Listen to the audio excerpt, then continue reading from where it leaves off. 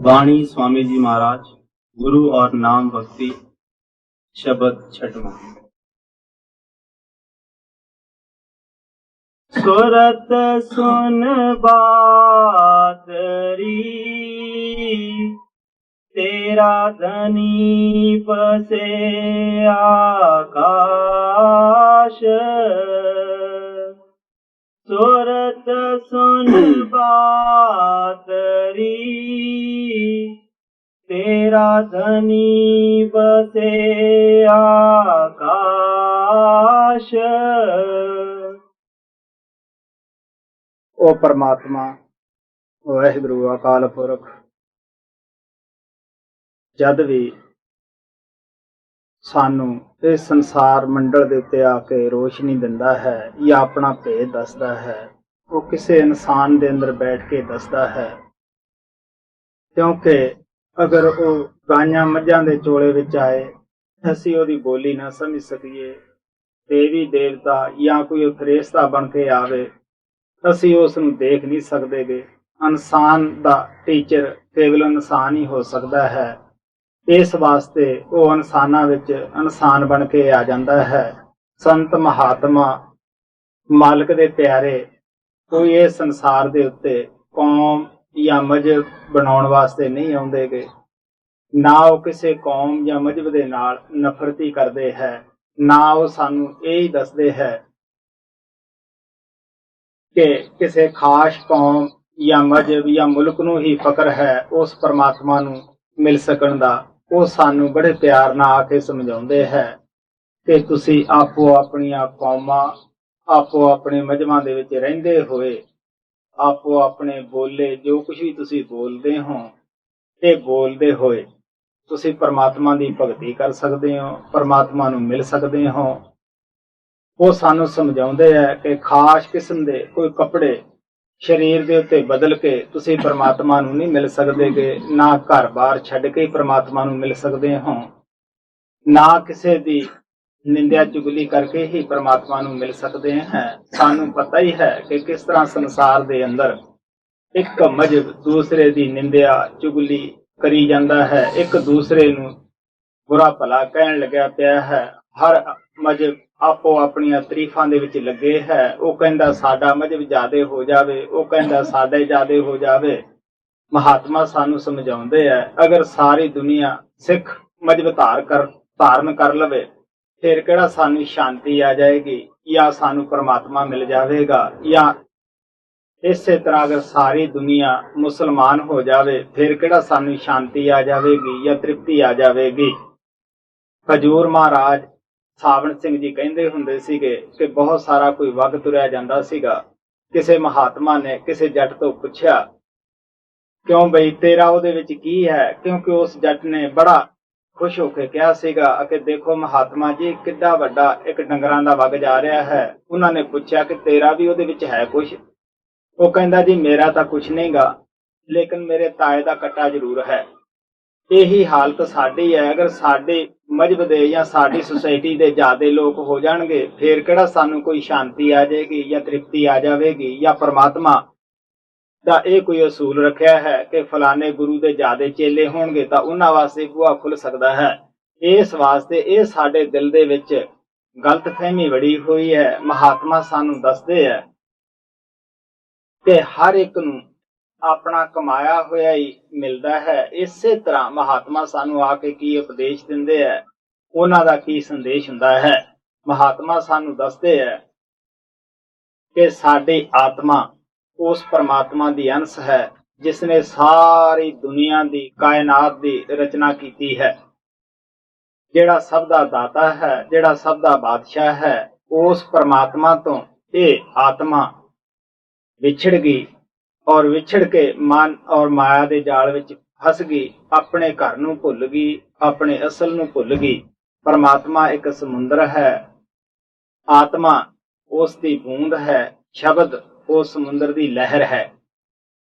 समुंदर भी पानी है, लहर भी पानी है, बूंद भी पानी है। फर्क सिर्फ विछोड़े का ही है, क्योंकि साडी आत्मा शब्द के उपर सवार होके ही उस परमात्मा के पास पहुंच सकती है, परमात्मा नूं मिल सकती है। ਇਸ ਵਾਸਤੇ ਸੰਤ ਮਹਾਤਮਾ ਸਾਨੂੰ ਆ ਕੇ ਸੁਰਤ ਸ਼ਬਦ ਦਾ ਅਭਿਆਸ ਦੱਸਦੇ ਹੈ। ਸੁਰਤ ਸ਼ਬਦ ਤੋਂ ਭਾਵ ਉਸ ਆਤਮਾ ਦਾ ਪਰਮਾਤਮਾ ਦੇ ਨਾਲ ਜੋੜ ਕਰਨਾ ਹੈ। ਜਦ ਸਿੱਧਾਂ ਦੇ ਨਾਲ ਗੁਰੂ ਨਾਨਕ ਸਾਹਿਬ ਦਾ ਗੋਸ਼ਟ ਹੋਈ, ਉਹਨਾਂ ਨੇ ਪੁੱਛਿਆ ਕਿ ਸੰਸਾਰ ਸਮੁੰਦਰ 'ਚੋਂ ਤਰਨ ਦਾ ਕੀ ਸਾਧਨ ਹੈ, ਕੀ ਤਰੀਕਾ ਹੈ, ਕਿਸ ਤਰ੍ਹਾਂ ਤਰ ਸਕਦੇ ਹਾਂ। ਗੁਰੂ ਨਾਨਕ ਸਾਹਿਬ ਨੇ ਇਹੀ ਦੱਸਿਆ, ਜੈਸੇ ਜਲ ਮੇਂ ਕਮਲ ਨਿਰਾਲਮ ਮੁਰਗਾਈ ਨਿਸ਼ਾਨਾ ਸੁਰਤ ਸ਼ਬਦ ਭਵ ਸਾਗਰ ਤਰੀਏ ਨਾਨਕ ਨਾਮ ਵਖਾਨਾ।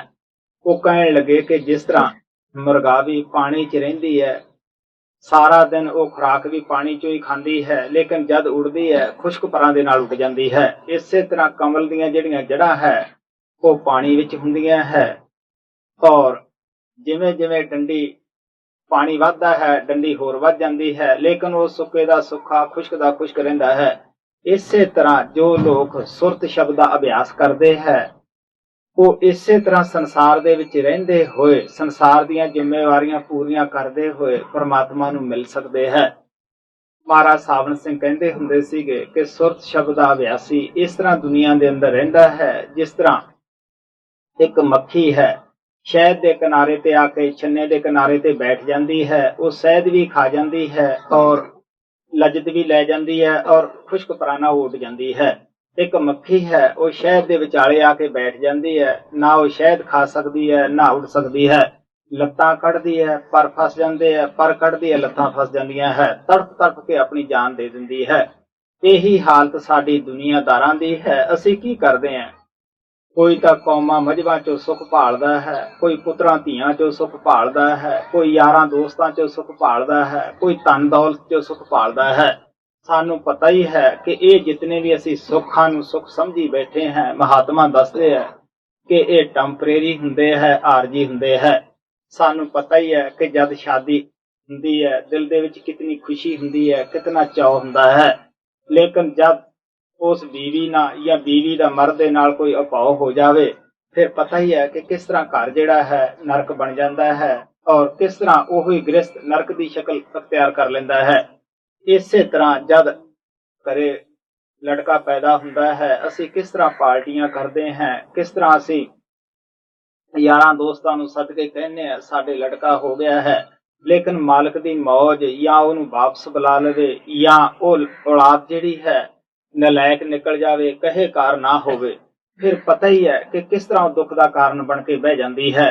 ਇਸੇ ਤਰ੍ਹਾਂ ਮਹਾਤਮਾ ਸਾਨੂੰ ਦੱਸਦੇ ਹੈ ਕਿ ਜਦੋਂ ਅਸੀਂ ਕੌਮਾਂ ਮਜ਼੍ਹਬਾਂ ਦਾ ਪ੍ਰਚਾਰ ਕਰਦੇ ਹਾਂ, ਲੀਡਰੀ ਹਾਸਲ ਕਰ ਲੈਂਦੇ ਹਾਂ, ਉਦੋਂ ਕੀ ਹੈ ਲੋਕ ਸਾਡੇ ਫੁੱਲਾਂ ਦੇ ਹਾਰ ਗਲਾਂ ਦੇ ਵਿੱਚ ਪਾਉਂਦੇ ਹੈ, ਜੈ ਜੈਕਾਰ ਕਰਦੇ ਹੈ, ਅਖਬਾਰਾਂ ਦੇ ਵਿੱਚ ਸਾਡੀਆਂ ਪਿਕਚਰਾਂ ਛਾਪਦੇ ਹੈ। ਅਸੀਂ ਵੀ ਦੇਖ ਕੇ ਬੜੇ ਖੁਸ਼ ਹੁੰਦੇ ਹਾਂ ਕਿ ਸਾਡੀ ਕੌਮ ਕਿਸ ਤਰ੍ਹਾਂ ਸਾਡਾ ਆਦਰ ਕਰਦੀ ਹੈ, ਕਿਸ ਤਰ੍ਹਾਂ ਮਾਣ ਕਰਦੀ ਹੈ, ਇਹਦੇ ਵਿੱਚ ਬੜਾ ਸੁੱਖ ਹੈ।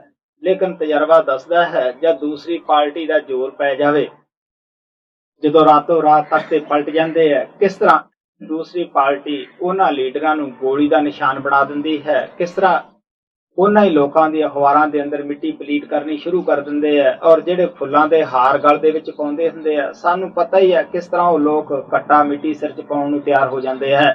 ਫਿਰ ਸਾਨੂੰ ਪਤਾ ਲੱਗਦਾ ਹੈ ਕਿ ਜਿਹਨੂੰ ਅਸੀਂ ਸੁੱਖ ਸਮਝੀ ਬੈਠੇ ਸਾਂ, ਇਹਦੇ ਪਿੱਛੇ ਕਿਤਨਾ ਦੁੱਖ ਛੁਪਿਆ ਹੋਇਆ ਸੀਗਾ। ਇਸੇ ਵਾਸਤੇ ਮਹਾਤਮਾ ਸਾਨੂੰ ਸਹਿਜੋ ਬਾਈ ਕਹਿੰਦੀ ਹੈ, ਨਾ ਸੁੱਖ ਵਿੱਚ ਗ੍ਰਸਤ ਦੇ ਨਾ ਸੁੱਖ ਛੱਡ ਗਿਆ, ਸੁੱਖ ਹੈ ਵਿੱਚ ਵਿਚਾਰ ਦੇ ਜਾਂ ਸੰਤਾਂ ਸ਼ਰਨ ਪਿਆ। ਆਪ ਕਹਿਣ ਲੱਗੇ ਮਤਾ ਇਹ ਦਿਲ 'ਚ ਖਿਆਲ ਹੋਵੇ ਕਿ ਗ੍ਰਸਤ ਧਾਰਨ ਦੇ ਨਾਲ ਸੁੱਖ ਹੈ, ਜਾਂ ਇਹ ਹੀ ਖਿਆਲ ਹੋਵੇ ਕਿ ਗ੍ਰਸਤ ਨੂੰ ਛੱਡਣ ਦੇ ਵਿੱਚ ਹੀ ਸੁੱਖ ਹੈ। ਉਹ ਕਹਿਣ ਲੱਗੇ ਨਾ ਛੱਡਣ 'ਚ ਸੁੱਖ ਹੈ ਨਾ ਧਾਰਨ 'ਚ ਸੁੱਖ ਹੈ, ਸੁੱਖ ਤਾਂ ਭਾਈ ਮਾਲਕ ਦੀ ਭਗਤੀ ਦੇ ਵਿੱਚ ਹੀ ਹੈ ਜਾਂ ਸੰਤਾਂ ਦੀ ਸ਼ਰਨ ਦੇ ਵਿੱਚ ਜਾ ਕੇ। ਕਿਉਂ ਸੰਤਾਂ ਦੀ ਸ਼ਰਨ ਦੇ ਵਿੱਚ ਜਾ ਕੇ ਸੁੱਖ ਹੈ? ਸੰਤ ਮਹਾਤਮਾ ਸਾਡੇ ਅੱਗੇ ਦੁਨੀਆ ਦੀ ਅਸਲੀਅਤ ਬਿਆਨ ਕਰ ਦਿੰਦੇ ਹੈ ਕਿ ਦੇਖ ਭਾਈ ਇਹਦੇ ਵਿੱਚ ਆਹ ਕੁਛ ਹੈ, ਆਹ ਇਹਦੇ ਫਾਇਦੇ ਆ, ਆਹ ਫਾਇਦੇ ਹੈ। ਮਹਾਤਮਾ ਦਾ ਜੋ ਸਤਸੰਗ ਕਰਨ ਦਾ ਮਕਸਦ ਹੁੰਦਾ ਹੈ ਉਹ ਇਤਨਾ ਹੀ ਹੁੰਦਾ ਹੈ ਕਿ ਉਹ ਸਾਨੂੰ ਸਮਝਾਉਂਦੇ ਹੈ ਕਿ ਅਸੀਂ ਇਸ ਸੰਸਾਰ ਵਿੱਚ ਕਿਉਂ ਆਏ, ਕਾਹਦੇ ਵਾਸਤੇ ਆਏ, ਸਾਨੂੰ ਕੀ ਕਰਨਾ ਚਾਹੀਦਾ ਹੈ, ਨਾਮ ਦੇ ਕੀ ਫਾਇਦੇ ਹੈ, ਕਿਉਂ ਨਾਮ ਜਪਣਾ ਹੈ।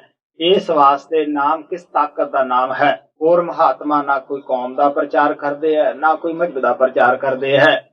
ਜਿਸ ਤਰ੍ਹਾਂ ਕਿਸੇ ਦੇ ਘਰੇ ਕਰੋੜਾਂ ਰੁਪਇਆ ਦੱਬਿਆ ਹੁੰਦਾ ਹੈ ਔਰ ਉਹ ਬਾਹਰ ਕੌਡੀ ਕੌਡੀ ਮੰਗਦਾ ਮਰ ਜਾਵੇ, ਤੁਸੀਂ ਦੇਖ ਲਓ ਉਸ ਨੂੰ ਉਸ ਧਨ ਦਾ ਕੀ ਫਾਇਦਾ ਹੋ ਜਾਂਦਾ ਹੈ।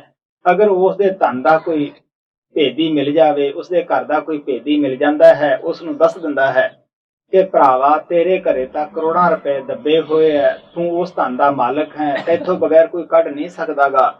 ਅਸੀਂ ਉਹਦੇ ਦੱਸੇ ਮੁਤਾਬਕ ਉਸ ਧਨ ਨੂੰ ਕੱਢ ਕੇ ਉਹੀ ਇਨਸਾਨ ਆਪਦੀ ਅੱਛੀ ਜ਼ਿੰਦਗੀ ਬਤੀਤ ਕਰਨ ਲੱਗ ਜਾਂਦਾ ਹੈ। ਅਸੀਂ ਕਹਿ ਸਕਦੇ ਹਾਂ ਕਿਹਦਾ ਧੰਨਵਾਦ ਕਰਾਂਗੇ? ਉਸ ਧਨ ਦਾ, ਦੌਲਤ ਦਾ, ਸੋਨੇ ਦਾ ਜਾਂ ਲੁਭਾਉਣ ਵਾਲੇ ਦਾ। ਇਸੇ ਤਰ੍ਹਾਂ ਸਾਡਾ ਉਹ ਜੁਗਾਂ ਜੁਗਾਂ ਤੋਂ ਵਿਛੜਿਆ ਹੋਇਆ ਪਰਿਪੂਰਨ ਪਰਮਾਤਮਾ, ਜਿਸ ਨੂੰ ਸਾਨੂੰ ਪਤਾ ਨਹੀਂ ਸੀਗਾ, ਸਾਡੇ ਅੰਦਰ ਹੁੰਦਿਆਂ ਹੋਇਆਂ ਅਸੀਂ ਪਤਾ ਨਹੀਂ ਕਰੋੜਾਂ ਯੁੱਗ ਭਟਕਦਿਆਂ ਨੂੰ ਹੋ ਗਏ, ਇਹ ਨਹੀਂ ਕਹਿ ਸਕਦੇ ਕਦ ਅਸੀਂ ਇਸ ਸੰਸਾਰ ਮੰਡਲ ਵਿੱਚ ਆਏ ਹਾਂ। ਸੰਤ ਮਹਾਤਮਾ ਉਹ ਮਾਲਕ ਦੇ ਭੇਜੇ ਹੋਏ ਸਾਨੂੰ ਦੱਸਦੇ ਹੈ ਕਿ ਤੁਸੀਂ ਉਸ ਪਰਮਾਤਮਾ ਨੂੰ ਮਿਲ ਸਕਦੇ ਹੋ, ਤੁਸੀਂ ਉਸ ਦੇ ਮਿਲਣ ਦੇ ਹੱਕਦਾਰ ਹੈ। ਮੈਂ ਆਮ ਤੌਰ ਦੇ ਉੱਤੇ ਕਹਿਣਾ ਹੁੰਦਾ ਹੈ ਕਿ ਮੈਂ ਕਿਉਂ ਆਪਣੇ ਗੁਰੂ ਦੇਵ ਕਿਰਪਾਲ ਦਾ ਧੰਨਵਾਦ ਕਰਦਾ ਹਾਂ। ਇਸ ਵਾਸਤੇ ਕਰਦਾ ਹੈ ਕਿ ਮੇਰਾ ਭਗਵਾਨ ਜਿਹੜਾ ਜੁਗਾਂ ਜੁਗਾਂ ਤੋਂ ਮੈਥੋਂ ਵਿਛੜਿਆ ਸੀਗਾ, ਜਿਸ ਨੂੰ ਮੈਂ ਵਿਛੜ ਕੇ ਪਤਾ ਨਹੀਂ ਕਿਤਨੇ ਕੁ ਜਾਮੇ ਇਸ ਸੰਸਾਰ ਮੰਡਲ ਦੇ ਉੱਤੇ ਧਾਰੇ, ਔਰ ਜਦੋਂ ਮੇਰੇ ਘਰ ਦਾ ਭੇਦੀ ਮੈਨੂੰ ਮਿਲਿਆ, ਉਸਨੇ ਮੈਨੂੰ ਇਹੀ ਦੱਸਿਆ, ਇਹੀ ਦਇਆ ਕੀਤੀ ਕਿ ਉਹ ਪਰਮਾਤਮਾ ਜਿਸ ਦੀ ਤੈਨੂੰ ਤਲਾਸ਼ ਹੈ, ਕਿਉਂਕਿ ਮੇਰੇ ਅੰਦਰ ਤਲਾਸ਼ ਬਚਪਨ ਤੋਂ ਹੀ ਸੀ, ਉਹ ਤੇਰੇ ਅੰਦਰ ਹੈ। ਇਸ ਵਾਸਤੇ ਮੈਂ ਉਸ ਪਰਮਾਤਮਾ ਦਾ ਵੀ ਧੰਨਵਾਦ ਕਰਦਾ ਹਾਂ, ਲੇਕਿਨ ਜ਼ਿਆਦਾ ਧੰਨਵਾਦ ਕਿਹਦਾ ਕਰਦਾ ਹੈ? ਜਿਸ ਨੇ ਉਸ ਪਰਮਾਤਮਾ ਨੂੰ ਲਭਾਇਆ, ਆਪਣੇ ਗੁਰੂ ਦੇਵ ਦਾ। ਕਹਿਣ ਦਾ ਭਾਵ ਮੇਰਾ ਇਤਨਾ ਹੀ ਹੈ ਕਿ ਸੰਤ ਮਹਾਤਮਾ ਆ ਕੇ ਆਤਮਾ ਨੂੰ ਉਪਦੇਸ਼ ਕਰਦੇ ਆ ਕਿ ਹੇ ਆਤਮਾ, ਉਹ ਪਰਮਾਤਮਾ ਜਿਹਦੀ ਤੈਨੂੰ ਤਲਾਸ਼ ਹੈ, ਨਾ ਉਹ ਜੰਗਲਾਂ ਪਹਾੜਾਂ ਦੇ ਅੰਦਰ ਹੈ, ਨਾ ਉਹ ਕਿਸੇ ਗ੍ਰੰਥ ਪੁਸਤਕ ਦੇ ਅੰਦਰ ਹੈ, ਨਾ ਉਹ ਕਿਸੇ ਮੰਦਰ ਮਸਜਿਦ ਦੇ ਅੰਦਰ ਹੈ। ਅਗਰ ਹੈ ਤਾਂ ਪਰਮਾਤਮਾ ਉਹ ਤੇਰੇ ਸਰੀਰ ਅੰਦਰ ਹੈ, ਤੇਰੀ ਦੇਹ ਔਰ ਵਜੂਦ ਦੇ ਅੰਦਰ ਹੈ। ਕਿਉਂਕਿ ਹਿੰਦੂ ਮਹਾਤਮਾ ਨੇ ਸਾਡੀ ਦੇਹ ਨੂੰ ਨਰ ਨਰੈਣੀ ਕਰਕੇ ਬਿਆਨ ਕੀਤਾ ਹੈ। ਉਹ ਦੇਹ ਜਿਹੜੀ ਨਾਰਾਇਣ ਨੇ ਬਣਾਈ ਹੈ, ਜਿਹਦੇ ਅੰਦਰ ਖੁਦ ਨਾਰਾਇਣ ਬੈਠਾ ਹੈ, ਔਰ ਸਾਡੀ ਆਤਮਾ ਨੂੰ ਅੰਦਰੋਂ ਹੀ ਨਾਰਾਇਣ ਹੋਣ ਦਾ ਫਕਰ ਹਾਸਲ ਹੋ ਸਕਦਾ ਹੈ। ਇਸੇ ਤਰ੍ਹਾਂ ਗੁਰੂ ਨਾਨਕ ਦੇਵ ਅਮਰਦਾਸ ਜੀ ਮਹਾਰਾਜ ਆਪਣੀ ਬਾਣੀ ਦੇ ਵਿੱਚ ਲਿਖਦੇ ਹੈ, ਹਰ ਮੰਦਰ ਇਹੋ ਸ਼ਰੀਰ ਹੈ, ਗਿਆਨ ਰਤਨ ਪ੍ਰਗਟ ਹੋਏ। ਅਗਰ ਭਰਾਵਾ ਕੋਈ ਸੱਚੇ ਤੋਂ ਸੱਚਾ ਹਰੀ ਦਾ ਮੰਦਰ ਹੈ, ਜਿੱਥੇ ਹਰੀ ਰਹਿੰਦਾ ਹੈ, ਉਹ ਤੇਰਾ ਸ਼ਰੀਰ ਹੈ। ਜਦ ਵੀ ਪ੍ਰਮਾਤਮਾ ਦੇ ਮਿਲਣ ਦਾ ਤੈਨੂੰ ਗਿਆਨ ਹੋਏਗਾ ਜਾਂ ਪ੍ਰਮਾਤਮਾ ਨੂੰ ਮਿਲੇਗਾ, ਤੂੰ ਆਪਣੇ ਸ਼ਰੀਰ ਦੇ ਅੰਦਰੋਂ ਹੀ ਮਿਲ ਸਕਦਾ ਹੈ। ਗੁਰੂ ਨਾਨਕ ਸਾਹਿਬ ਤਾਂ ਇੱਥੋਂ ਤੱਕ ਕਹਿੰਦੇ ਆ, ਸ਼ਰੀਰੋਂ ਭਾਲਣ ਕੋ ਬਾਹਰ ਜਾਏ, ਨਾਮ ਨਾ ਲੈ ਬਹੁਤ ਹੀ ਵਿਗਾਰ ਦੁੱਖ ਪਾਏ।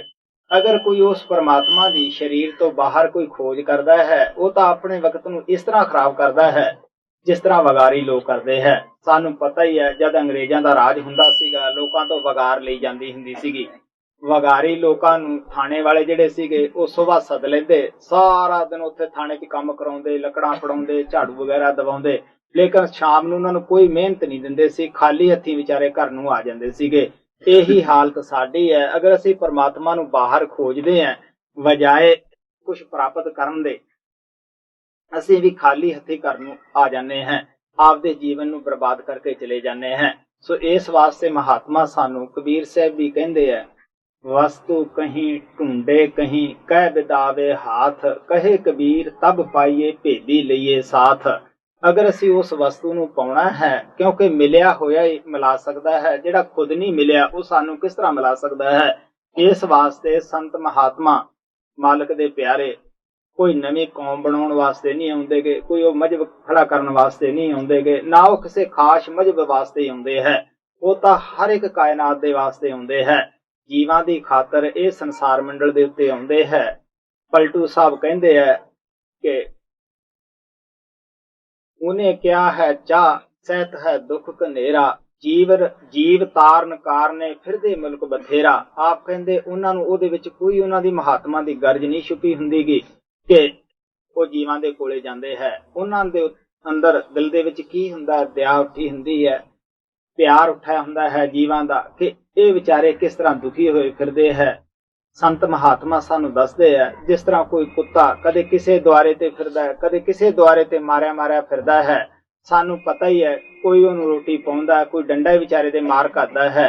ਇਸੇ ਤਰ੍ਹਾਂ ਅਗਰ ਕਿਸੇ ਸ਼ਾਹੂਕਾਰ ਦੇ ਦਿਲ ਦੇ ਅੰਦਰ ਇਹ ਦਇਆ ਉੱਠ ਖੜਦੀ ਹੈ ਕਿ ਮੈਂ ਇਹਨੂੰ ਰੋਟੀਆਂ ਪਾਵਾਂ, ਇਸ ਵਿਚਾਰੇ ਦਾ ਕੋਈ ਘਰ ਨਹੀਂ, ਘਾਟ ਨਹੀਂ, ਔਰ ਇਸ ਦੇ ਪਾਸ ਕੋਈ ਖਜ਼ਾਨਾ ਨਹੀਂਗਾ। ਹੁਣ ਉਹ ਸ਼ਾਹੂਕਾਰ ਤੁਸੀਂ ਆਮ ਦੇਖੇ ਹੋਣੇ ਹੈ, ਬਹੁਤ ਸਾਰੇ ਲੋਕ ਸ਼ਹਿਰਾਂ ਦੇ ਅੰਦਰ ਜਾ ਕੇ ਰੋਟੀਆਂ ਪਾਉਂਦੇ ਆ ਉਹਨਾਂ ਕੁੱਤਿਆਂ ਨੂੰ। ਕੋਈ ਉਹ ਕੁੱਤਿਆਂ ਦੇ ਨਾਲ ਉਹਨਾਂ ਨੂੰ ਕੋਈ ਉਹਨਾਂ ਨੇ ਉਹਨਾਂ ਤੋਂ ਕੋਈ ਕੰਮ ਨਹੀਂ ਲੈਣਾ ਹੁੰਦਾਗਾ, ਜਾਂ ਉਹ ਕੁੱਤਿਆਂ ਤੋਂ ਡਰਦੇ ਹੈ ਵੀ ਰੋਟੀਆਂ ਪਾਉਂਦੇ, ਸਿਰਫ ਉਹਨਾਂ ਦੇ ਦਿਲ ਦੇ ਵਿੱਚ ਦਇਆ ਉੱਠੀ ਹੁੰਦੀ ਹੈ। ਇਸੇ ਤਰ੍ਹਾਂ ਇਹ ਜੀਵ ਵੀ ਕਦੇ ਊਂਠ, ਕਦੇ ਘੋੜਾ, ਕਦੇ ਗਧਾ, ਕਦੇ ਖੋਤਾ, ਕਿਸ ਤਰ੍ਹਾਂ ਇਹ ਦੁਖੀ ਹੋਇਆ ਫਿਰਦਾ, ਕਦੇ ਕਿਸੇ ਜਗ੍ਹਾ ਜਾ ਕੇ ਜਨਮ ਲੈਂਦਾ ਹੈ, ਕਦੇ ਕਿਸੇ ਜਗ੍ਹਾ ਜਾ ਕੇ ਜਨਮ ਲੈਂਦਾ ਹੈ। ਜਦ ਇਹ ਜੀਵ ਭਟਕਦਾ ਭਟਕਦਾ ਸੰਤਾਂ ਦੇ ਦੁਆਰੇ ਤੇ ਆ ਜਾਂਦਾ ਹੈ, ਸੰਤ ਇਸ ਨੂੰ ਨਾਮ ਦੀ ਰੋਟੀ ਪਾ ਦਿੰਦੇ ਹੈ। ਉਹ ਇਸ ਵਾਸਤੇ ਪਾਉਂਦੇ ਆ ਕਿ ਇਹ ਵੀ ਵਿਚਾਰਾ ਤ੍ਰਿਪਤ ਹੋ ਜਾਵੇ। ਇਹਦੀ ਆਤਮਾ ਜਿਹੜੀ ਜਨਮਾਂ ਜਨਮਾਂ ਦੀ ਭੁੱਖੀ ਹੈ, ਕਲਪਨਾ ਕਰ ਰਹੀ ਹੈ, ਇਸ ਵਿਚਾਰੇ ਨੂੰ ਪਤਾ ਨਹੀਂਗਾ। ਉਹ ਇਸ ਨੂੰ ਨਾਮ ਦੀ ਰੋਟੀ ਪਾ ਦਿੰਦੇ ਆ, ਉਸ ਨੂੰ ਜ਼ਿੰਦਗੀ ਦੀ ਰੋਟੀ ਕਰਕੇ ਵੀ ਮਹਾਤਮਾ ਬਿਆਨ ਕਰਦੇ ਹੈ।